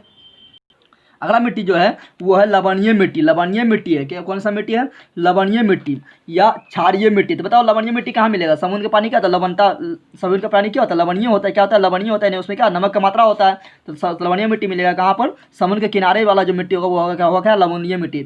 समुद्र के किनारे वाला मिट्टी क्या होगा, लवणीय मिट्टी। और क्षारीय मिट्टी में यानी जिसका पीएच मान 7 से अधिक हो, क्या हो, 7 से अधिक हो। तो ये कहाँ पर, इसी को लवणीय मिट्टी या क्षारीय मिट्टी को बोला जाता है, लेह मिट्टी, या इसी को बोलते हैं बंजर मिट्टी, क्योंकि लवणीय है या क्षारीय है, यानी 7 से ज़्यादा इसका पीएच मानते हैं, उसमें तो फसल का उत्पादन होगा नहीं। तो ये क्या है, रे है, इसको बोलते हैं बंजर भूमि है, या बोलते हैं ऊसर भूमि है। क्या है, ऊसर भूमि है। लवण में यानी लवण में क्या होता है, NaCl क्या होता है, सोडियम क्लोराइड को लवण बोलते हैं, नमक बोलते हैं। इसमें क्या होगा, सोडियम का लवण अधिकता होगा, कैल्शियम का लवण होगा तो कैल्शियम का अधिकता होगा, मैग्नीशियम का अधिकता होगा, ठीक है ना। और क्षारीय मिट्टी, क्षारीय क्यों होता है, लवणीय मिट्टी समझ गए, लवणीय मिट्टी में सोडियम का मात्रा होता है, कैल्शियम का मात्रा होता है, मैग्नीशियम का मात्रा होता है। लेकिन क्षारीय मिट्टी में किसका अधिकता होता है, तो क्षारीय मिट्टी में चूना, क्योंकि चूना का चूना का मान 7 से अधिक होता है, तो 7 से अधिक यानी चूना का पीएच मान कितना होता है, 11, कितना होता है, 11। और क्षारीय मिट्टी यानी 7 से जिसका पीएच मान अधिक हो, तो चूना मिल जाएगा, तो मिट्टी का पीएच मान कितना, 7 से अधिक हो जाएगा, तो चूना इसमें मिला रहेगा। सोडा भी क्या होता है, क्षारीय होता है, ठीक है ना। तो जिसमें चूना की मात्रा अधिक हो, जिसमें सोडा की मात्रा अधिक हो, वो कहलाएगा क्षारीय मिट्टी। क्या कहलाएगा, क्षारीय मिट्टी। जिसमें सोडियम, कैल्शियम, मैग्नीशियम की मात्रा अधिक हो उसको कहेंगे लवणीय मिट्टी। अच्छा, ये क्वेश्चन काफ़ी बार पूछा गया है कि क्षारीय मिट्टी को क्षारीयता को दूर कैसे कहते हैं। क्षारीय मिट्टी तो वो है, लेकिन उसको क्षारीयता को दूर कैसे करेंगे, तो क्षारीय मिट्टी की क्षारीयता को दूर किया जाता है जिप्सम मिलाकर। क्या मिलाकर, जिप्सम मिलाकर। जिप्सम का सूत्र क्या आता है, तो आप लोग पढ़ेंगे CSO4, हम पढ़ा चुके हैं। CSO4 केमिस्ट्री में चैप्टर नंबर 2 में CSO4 × 2H2O। जिप्सम का सूत्र होता है CSO4 × 2H2O। तो क्षारीय मिट्टी को क्षारीयता को दूर किया जाता है जिप्सम मिलाकर। क्या मिलाकर, जिप्सम मिलाकर। या दूसरा तरीका अत्यधिक सिंचाई करके, नहीं उसको अत्यधिक सिंचाई कर दो, अत्यधिक पटवन कर दो, तो क्षारीयता नष्ट हो जाएगी। अगर बात करें अम्लीय मिट्टी है, क्या है, अम्लीय मिट्टी, तो अम्लता दूर कैसे करेंगे, तो अम्लीय मिट्टी को अम्लता दूर करेंगे उसमें चूना मिलाकर। क्या मिलाकर, चूना मिलाकर, ठीक है ना। आगे बढ़ते हैं। अगला जो लास्ट टाइप का जो मिट्टी है वो है पिटमे और जैविक मिट्टी। क्या है, पिटमे और जैविक मिट्टी, ठीक है ना। तो पिटमे और जैविक मिट्टी जो पाया जाता है, ये पाया जाता है दलदली भाग में। कहाँ पाया जाता है, दलदली भाग में, जहाँ पर दलदली हमेशा रहता है, ठीक है। जैसे हिमालय है, हिमालय यहाँ पर है, क्या है, हिमालय। और हिमालय से जो नदियाँ निकलती है, तो जब वो मैदानी भाग में पहुँचने वाला होता है, तो वहाँ पर दलदल का निर्माण करता है। किसका निर्माण करता है, दलदल का निर्माण करता है, नहीं वहाँ पर हमेशा भूमि भींगा हुआ रहता है, ठीक है ना। तो दलदली भाग में कौन मिट्टी पाया जाता है, पिटमे और जैविक मिट्टी। ये क्या है, हमेशा नमी युक्त होता है, यानी क्या होता है, यहाँ पर पानी की हमेशा कमी नहीं होती है, हमेशा दलदल युक्त होता है, नमी इसमें बरकरार रहता है, ठीक है ना। और इसमें क्या होता है, वनस्पतियाँ जीवों के अवशेष के जमा होने से बनती है। कैसे बनती है, तो वनस्पतियाँ सलती गलती है, जो पर्वत से थी, पेड़ पौधा से जो पत्ता होता है सड़ता गलता है, पेड़ पौधा पर सड़ता गलता है, उसका पत्ता जो सड़ता गलता है, या जीव के जो मरने से उस जो अवशेष का निर्माण होता है, जो मिट्टी का निर्माण होता है, उसको मिलता है पिटमे या जैविक मिट्टी। जैविक मिट्टी में क्या बताए थे, हम बताते हैं जैविक संसाधन का मतलब आप लोग को बताए थे कि जैविक संसाधन का मतलब होता है, जैविक संसाधन का मतलब होता है कि जो जीव जंतु सजीव से बना है। तो यहाँ जैविक मिट्टी है जो जैविक से बना है, सजीव से बना है। सजीव से कौन मिट्टी बनेगा, तो पेड़ पौधा से सड़ने गलने से जो मिट्टी बनेगा, जीव जंतु से सड़ने गलने से जो मिट्टी बनेगा, उसको बोलेंगे जैविक मिट्टी। क्या बोलेंगे, जैविक मिट्टी। इसमें अधिकता किसका होता है, तो यहाँ पर देखो, यहाँ हमेशा पानी होता है। क्या होता है, पानी होता है। और जहाँ हमेशा पानी होगा उसमें लवण की मात्रा बढ़ जाएगा, तो यहाँ पर लवण का अधिकता होता है। कमी किसका होता है, पोटास का कमी होता है, फास्फोरस का कमी होता है, और नाइट्रोजन का भी कमी होता है। क्या होता है, नाइट्रोजन का भी कमी होता है। तो ये मिट्टी 8 प्रकार का हम पढ़ लिए हैं। अब इसका थोड़ा पिक्चर देख लेते हैं चित्र में। देखो ये क्या है, इंडिया का मैप। क्या है, इंडिया के मैप। तो बता चुके कि इंडिया में सबसे ज़्यादा जो मिट्टी जो बिस्तर होता है जलोढ़ मिट्टी। किसका होता है, जलोढ़ मिट्टी। और बता चुके जलोढ़ मिट्टी कहाँ है, तो यहाँ पर जो है पंजाब से लेकर असम तक क्या जलोढ़ मिट्टी है। फिर बताए थे यहाँ पर जो है किनारे किनारे में यहाँ पर बताया क्या, यहाँ महानदी बता है, यहाँ गोदावरी बता है, यहाँ कृष्णा बता है, यहाँ पर कावेरी बता है, यहाँ पर बेगई नदी बता है। तो सभी नदी के जो मुहाने पर तो क्या होता है, वो क्या होता है, तो वो होता है जलोढ़ मिट्टी होता है। तो जलोढ़ मिट्टी का विस्तार ये हो गया। बात करें फिर हम काली मिट्टी। तो काली मिट्टी बता चुके हैं, सबसे ज़्यादा क्या होता है महाराष्ट्र में। देखो ये काली मिट्टी के करली स्तर पर क्या है, ये क्या है, काली मिट्टी। क्या है, काली मिट्टी। और यहाँ पर बताए थे महाराष्ट्र, क्या है, महाराष्ट्र। तो काली मिट्टी विस्तार सर्वाधिक कहाँ है, महाराष्ट्र में। फिर बात करें लाल मिट्टी का, तो लाल मिट्टी देखो जिसका गरल इस प्रकार खोजो तो ये देखो लाल मिट्टी है, क्या है ढक्कन के पठार में। और तमिलनाडु में बताया था, तमिलनाडु में क्या है काली मिट्टी सर्वाधिक होता है, तो देखो ये सभी क्या है काली मिट्टी, क्या है काली मिट्टी। लेटेराइट मिट्टी की बात करें, लेटेराइट मिट्टी देखो सबसे ज़्यादा काला है, ये क्या है लेटेराइट मिट्टी, क्या है लेटेराइट मिट्टी है, ये सब क्या है लेटेराइट मिट्टी थी, ये हो गया लेटेराइट मिट्टी हो गया। फिर बात करें हम लेतेरी मिट्टी की, लेतेरी यानी जो रेत से बना है, यानी जो मरुस्थल में बना है, जो बालू के कण से बना है, तो मरुस्थल तो मेरा यहाँ पर ये साइड है, तो ये क्या है ये है लेतेरी मिट्टी। फिर बात करें पहाड़ी मिट्टी, जहाँ पहाड़ पाया जाएगा वो क्या होगा पहाड़ी मिट्टी। तो देखो हम बता चुके हैं जैसे कि हिमालय के भाग से यहाँ क्या है, यहाँ पर पहाड़ है, यहाँ हिमालय है, फिर तो नेपाल आता है, नेपाल से हमको मतलब ना है। फिर यहाँ पर आगे बढ़ेंगे तो फिर यहाँ पर अरुणाचल प्रदेश में थोड़ा थोड़ा पहाड़ आता है हिमालय वाला, तो यहाँ पर ये क्या हो गया, ये हो गया है आपका, ये हो गया है पहाड़ी मिट्टी, ठीक है ना। तो इस प्रकार बताए थे जो पिक्चर में बता दिए। अगर हम बात करें मिट्टी का कटाव, इसका हम पीडीएफ अपना टेलीग्राम चैनल जनरल क्लासेस पर डाल देंगे, ठीक है ना। उसका लिंक भी हम दे देंगे अपना इसके डिस्क्रिप्शन में, इस वीडियो के डिस्क्रिप्शन में। मिट्टी का कटाव या क्षरण को रोकने का उपाय, तो मिट्टी का पहले कटाव कैसे होता है, तो मिट्टी का कटाव जो कारण है वो सबसे मेन कारण है जल। हवा के द्वारा भी मिट्टी कटाव होता है, लेकिन सबसे मेन कारण है जल, क्या है जल है। एक होता है परतदार क्षरण, यानी मिट्टी का कटाव का पहला चरण जो होता है वो होता है परतदार क्षरण। परतदार क्षरण किसको कहते हैं, इसमें क्या होता है ऊपरी उर्वर परत, यानी ऊपरी जो मिट्टी है ये इसका ऊपरी परत गायब हो जाएगा, ऊपरी परत क्या हो जाएगा बह जाएगा, तो उसको बोलते हैं परतदार क्षरण बोलते हैं। एक होता है खुरदरा क्षरण, यानी ऊपरी परत के अलावा ऊपरी परत तो बह गया, उसके बाद फिर भी मिट्टी के कुछ कण ले बह जाए और मिट्टी का जब खुरदरा हो जाए, यहाँ पे गड्ढा उच्चा जाए, क्या गड्ढा उच्चा हो जाए, तो उसको बोलते हैं खुरदरा क्षरण। क्या बोलते हैं खुरदरा क्षरण। तो खुरदरा क्षरण कब होता है, जब परतदार क्षरण हो जाता है, उसके बाद जो क्षरण होता है उसको बोलते हैं खुरदरा क्षरण। तो यहाँ परतदार क्षरण के बाद बची मिट्टी का बहना या गड्ढा बन जाना, गड्ढा उड्ढा बन जाना मिट्टी जमीन पर, उसको बोलते हैं खुरदरा क्षरण। क्या बोलते हैं खुरदरा क्षरण। आगे बढ़ते हैं, अगला है अवनलिका क्षरण। क्या है अवनलिका क्षरण, ये क्षरण काफ़ी खतरनाक होता है। इसमें क्या होता है बहुत तेज वर्षा कारण ये होता है, क्या होता है बहुत तेज वर्षा के बाद होता है। और इसमें क्या होता है, इसमें आप लोग देखे होंगे कहीं कहीं क्या होता है कि बहुत जमीन के अंदर एक एक आदमी का जो है गहराई तक मिट्टी कट के बह जाता है, नदी में बह जाता है, तो उसको बोलते हैं अवनलिका क्षरण। यानी इसमें क्या होता है नालीदार कटाव होता है। क्या होता है नालीदार कटाव होता है, एक एक आदमी तक जमीन को काटता है और जमीन बह जाता है, क्या होता है बह जाता है, उसको बोलते हैं अवनलिका क्षरण। ये कहाँ हुआ है, तो ये हुआ नर्मदा नदी के द्वारा और ताप्ती नदी के द्वारा हुआ है। कहाँ पर एमपी में यानी मध्य प्रदेश में हुआ है, चंबल की घाटी में, गाँव है चंबल घाटी, जहाँ पर आप लोग पढ़े हुए चंबल के डाकू। तो वहाँ पर इतना कटाव हो गया कि वहाँ पर मानो पहाड़ जैसा, नीचे से देखने पर पहाड़ जैसा दिखाई देता था, ठीक है ना। तो चंबल की घाटी काफ़ी खतरनाक होता है, इस तरह घुमा हुआ कटा हुआ रहता था, ठीक है ना, जहाँ पर काफ़ी डाकू का निवास होता था। तो चंबल की घाटी जो है वो क्या अवनलिका क्षरण है। ये घाटी चंबल की घाटी या चंबल का बिहार बोलते हैं, ठीक है ना। अगला बोलते हैं अवमूल्यन। क्या बोलते हैं अवमूल्यन। अवमूल्यन में क्या होता है, ये लंबे समय तक खेत परती छोड़ देने पर, यानी बहुत समय तक खेत परती छोड़ दिए हैं, तो जमीन का उर्वर मृदा जो होता है, जमीन का जो ऊपरी मृदा होता है, जो जिसमें उर्वर की शक्ति होता है, पैदावार का शक्ति होता है, वो बहते रहता है। क्या होता है बहते रहता है। तो बह जाने से जिससे क्या होता है, जब बह जाएगा तो मिट्टी में पोषक तत्व की कमी हो जाएगा, मिट्टी में पोषक तत्व का अभाव हो जाएगा। तो इस प्रकार जो मिट्टी का क्षरण होता है या कटाव होता है उसको बोलते हैं अवमूल्यन। क्या बोलते हैं अवमूल्यन। आगे बढ़ते हैं, अब लास्ट है, जल्दी जल्दी देख लो। अब बात करते हैं कि नदी तटों या बेसिनों में मृदा क्षरण कैसे होता है, ठीक है ना। तो नदी तटों या बेसिनों में मृदा क्षरण, ठीक है ना। तो याद ध्यान रखना ऊपरी मिट्टी का बह जाना, ठीक है ना। तो याद रखना नदी तट या बेसिनों जो मृदा क्षरण होता है वो दो प्रकार का होता है। एक प्रकार क्या करेगा, जहाँ से नदी जो है मिट्टी को लेकर बह गया वहाँ तो क्षरण हो जाएगा, वहाँ क्या होगा मिट्टी का क्षरण हो जाएगा, मिट्टी का नाश हो जाएगा। लेकिन जहाँ से एक दूसरा क्या होगा, जहाँ पर जो उस मिट्टी को जो मिट्टी को लेकर बह गया उस मिट्टी को जहाँ पर नदी जमा कर देगा वहाँ पर क्या होगा, वहाँ पर नई मिट्टी बन जाएगा। तो मिट्टी दो काम करता है, क्या करता है, कहीं से ऊपरी मिट्टी, कहीं से क्या करेगा ऊपरी मिट्टी को लेकर बह जाएगा। अब बहेगा कब, जब तीव्र धार से बहने वाली नदियाँ जो रहता है, जो बहुत तेज़ से बहती है, जो बहुत तेज़ से नदी बहती है, जैसे कोसी नदी हो गया बिहार का जैसे शोक कहा जाता है, जो काफ़ी खतरनाक नदी है, काफ़ी तीव्र से बहती है। भारत में सबसे अधिक तीव्र धार से कौन सी नदी बहती है, कोसी नदी बहती है। बिहार का शोक कैसे कहा जाता है, कोसी नदी कहा जाता है। तो ये सभी नदी क्या होता है, ये सभी जो है मिट्टी को लेकर बह जाती है। क्या होता है मिट्टी को लेकर बह जाती है, क्योंकि तीव्र धार से बहने वाली नदियाँ होती है, ठीक है ना। तो ये क्या करती है, मिट्टी के ऊपरी भाग को लेकर बह जाती है, ठीक है ना। और कहीं जाकर जो अगर उस मिट्टी को जमा कर देगा तो कहेगा मिट्टी का नहीं परत जम जाएगा। तो ये किसके द्वारा होता है, ये कम वेग से नदियाँ बहती है वो क्या करती है, वो आगे जाकर कहीं पर मिट्टी को जमा कर देती है, इससे क्या होता है नई मिट्टी बन जाती है। तो नदी दो काम करती है, मिट्टी कहीं से लेकर बह जाएगी और कहीं जाकर जमा कर देगी। एक नोट में याद रखना कि मिट्टी का कटाव या क्षरण रोकने के लिए पहाड़ी भागों में सीढ़ीनुमा खेती बनाई जाती है। काफ़ी इंपॉर्टेंट है, बहुत बार पूछा गया है, ठीक है ना। VVI इसको लिख लो, VVI। तो मिट्टी का कटाव को रोकने के लिए, यानी मिट्टी जो कट के बह जाती है या नाश हो जाती है, यानी क्षरण हो जाती है, उसको रोकने के लिए पहाड़ी भाग, यानी पहाड़ी तो इस तरह होता है, तो पहाड़ी इस तरह जब होता है, जहाँ पहाड़ी भाग में खेती की जाएगी तो यहाँ पर जो खेती की जाती है वो क्या होता है सीढ़ीनुमा होता है। क्या होता है सीढ़ीनुमा, यानी पहाड़ इस प्रकार ऊंचा है, लेकिन यहाँ जो खेती की जाएगी इस प्रकार, यहाँ समतल कर देगा थोड़ा दूर, फिर ऊंचा जाएगा इस प्रकार, फिर यहाँ समतल कर देगा, फिर ऊंचा जाएगा, फिर समतल कर देगा, फिर ऊंचा जाएगा, फिर समतल हो जाएगा, फिर ऊंचा जाएगा, फिर समतल, फिर ऊंचा, फिर समतल, फिर ऊंचा। इस प्रकार धीरे धीरे क्या होगा, पहाड़ पर धीरे धीरे चढ़ जाएगा, ठीक है ना।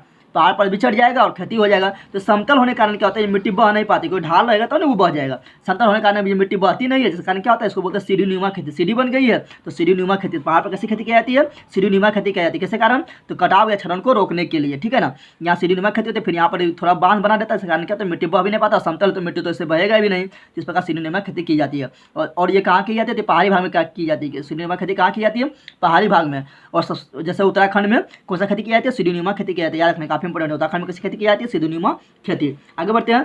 पंजाब में भूमि ह्रास होता है। पंजाब में भूमि का ह्रास हो रहा है, भूमि का क्षरण हो रहा है। क्यों हो रहा है, इसका सबसे महत्वपूर्ण कारण पंजाब में भूमि ह्रास होने के कारण, भूमि का क्षरण होने के कारण सबसे महत्वपूर्ण कारण वो है अत्यधिक सिंचाई। क्या है, अत्यधिक सिंचाई। यानी पंजाब में बहुत ज़्यादा सिंचाई होता है, ठीक है ना, वहाँ पर बहुत ज़्यादा सिंचाई होता है, इसके कारण क्या हो रहा है, मिट्टी का क्षरण हो रहा है। यानी अत्यधिक सिंचाई से क्या होता है, अत्यधिक अगर किसी भी मिट्टी को हम अत्यधिक सिंचाई करेंगे या किसी भी मिट्टी में पानी जमा है तो मिट्टी का क्या होता है, उर्वरक शक्ति घट जाती है और मिट्टी अम्लीय हो जाती है। मिट्टी क्या हो जाती है, अम्लीय, यानी मिट्टी का पीएच मान जो है 7 से कम हो जाती है। क्या होता है, 7 से काफ़ी कम हो जाती है, जिसके कारण क्या है, मिट्टी में उर्वरक शक्ति घट जाती है। तो पंजाब में भूमि ह्रास का मुख्य कारण क्या है, अत्यधिक सिंचाई। ये भी आई है, ठीक है ना, याद रखना।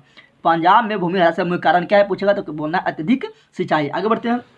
अगला है मृदा संरक्षण। क्या है, मृदा संरक्षण। मृदा को संरक्षण कैसे करना है, तो मृदा संरक्षण कैसे करेंगे पहले समझते हैं। तो मिट्टी के कटाव तथा भूमि निम्नीकरण, भूमि जो निम्न हो रहा है यानी घट रहा है उसको, तो मिट्टी कटाव को या भूमि निम्नीकरण से मिट्टी की उर्वरता में कमी को रोकने, यानी मिट्टी का कटाव ना हो, भूमि निम्नीकरण ना हो, ठीक है ना। तो मिट्टी का कटाव तथा भूमि निम्नीकरण से मिट्टी की उर्वरता में कमी, मिट्टी की उर्वरता में कटाव से भी कमी आएगा, भूमि निम्नीकरण से भी कमी आएगा। तो मिट्टी की उर्वरता में, मिट्टी की उर्वरता में कमी को रोकने के लिए, कमी को रोकने की क्रिया, कमी को रोकने की जो क्रिया करता है, जो काम करता है, उसको बोलते हैं क्या, मृदा संरक्षण। क्या बोलते हैं, मृदा संरक्षण। तो मृदा संरक्षण कैसे कहते हैं, तो मिट्टी के कटाव या भूमि निम्नीकरण से मिट्टी की उर्वरता में कमी को रोकने की क्रिया को क्या कहते हैं, मृदा संरक्षण। क्या कहते हैं, मृदा संरक्षण। इसके लिए एक नियम बनाया गया भारत सरकार के द्वारा। भारत सरकार ने मृदा संरक्षण को रोकने के लिए 1953 में एक डिपार्टमेंट का स्थापना किया था, उसका नाम है केंद्रीय संरक्षण बोर्ड का गठन किया था, जो क्या करता है, मिट्टी को कैसे, उसके कटाव को रोका जाए, उसका कैसे ह्रास को रोका जाए, उसको भूमि निम्नीकरण को कैसे रोका जाए, उसके लिए सुझाव देता है। मिट्टी को कटाव या उसका निम्नीकरण या उसका ह्रास को कैसे रोका जा सकता है, तो उसके लिए कुछ सुझाव है। जैसे भूमि उपयोग का नियोजन करके हम मिट्टी कटाव को रोक सकते हैं। नियोजन मतलब क्या हुआ कि मिट्टी का हम देखभाल इस तरह करें, कितना अच्छा तरीका से मिट्टी का देखभाल कर सकते हैं, मिट्टी का बंटवारा हम कितना अच्छा तरह कर सकते हैं, वो हुआ भूमि का नियोजन। अगला है मिट्टी में तत्वों की कमी दूर कर। मिट्टी में जो तत्व की कमी है, आप लोग जानते हैं भारत की जो मिट्टी है उसमें अधिकांश में जो नाइट्रोजन की कमी है, फास्फोरस की कमी है, जीवाश्म का कमी है, जो कमी है उसको पूरा कर दो तो मिट्टी का क्या, मिट्टी का उर्वरा शक्ति बना रहेगा। तो मिट्टी का कटाव या निम्नीकरण कम किया जा सकता है, ठीक है ना। तो मिट्टी की उर्वरा शक्ति बना रहेगा, जैसे कारण क्या होगा, मृदा का संरक्षण होगा, मृदा का संरक्षण होगा। तो मृदा संरक्षण का दूसरा उपाय क्या है, मिट्टी में जो तत्व का कमी है, जैसे नाइट्रोजन बताए थे, फास्फोरस बताए थे, जीवाश्म बताए थे, उसका पूर्ति कर दो डाल के। फसल चक्र अपनाकर हम मृदा को संरक्षण कर सकते हैं। फसल चक्र का मतलब क्या हुआ, फसल चक्र का मतलब हुआ कि एक ही मिट्टी में बदल बदल कर फसल का लगाना, कभी दलहन लगा दो, कभी तेलहन वाला लगा दो, कभी सब्जी लगा दो। तो इस प्रकार फसल चक्र अपनाकर हम मृदा को संरक्षण कर सकते हैं। सब आप जानते हैं कि आदमी भी क्या करता है, कभी प्रोटीन वाला भोजन खाता है, कभी दूध खाता है, कभी रोटी खाता है, कभी चावल खाता है, कभी फल खाता है। तो वो भी क्या करता है, भोजन बदल बदल के खाता है, कारण क्या, तो उसको ज़्यादा पोषक तत्व मिलता है। उसी प्रकार मिट्टी को भी जब बदल कर फसल लगाएंगे तो उसको काफ़ी अच्छा पोषक तत्व मिलेगा। अगला क्या है, मिट्टी को अपने स्थान पर बनाए रखना। मिट्टी को अपने स्थान पर बनाए रखना, जिसके कारण क्या, मृदा संरक्षण हो जाएगा, मिट्टी बहे नहीं, मिट्टी क्या ना हो, बहे नहीं। तो मिट्टी को अपने स्थान पर बनाए रखना, यानी मिट्टी को हम क्या करें, मिट्टी के चारों तरफ हम क्या करें, पेड़ पौधा लगा दो, जिसके कारण क्या होगा, मिट्टी अपने स्थान से बहेगा नहीं, जिसके कारण क्या होगा, जिसके कारण होगा मृदा संरक्षण रहेगा। अगला, खेत को परती नहीं छोड़ना। अगर खेत को हम परती छोड़ देंगे तो ऊपरी जो परत है, जो उपजाऊ परत है, वो क्या होगा, धीरे धीरे बह जाएगा, तो क्या होगा, मृदा क्षरण होगा। तो मृदा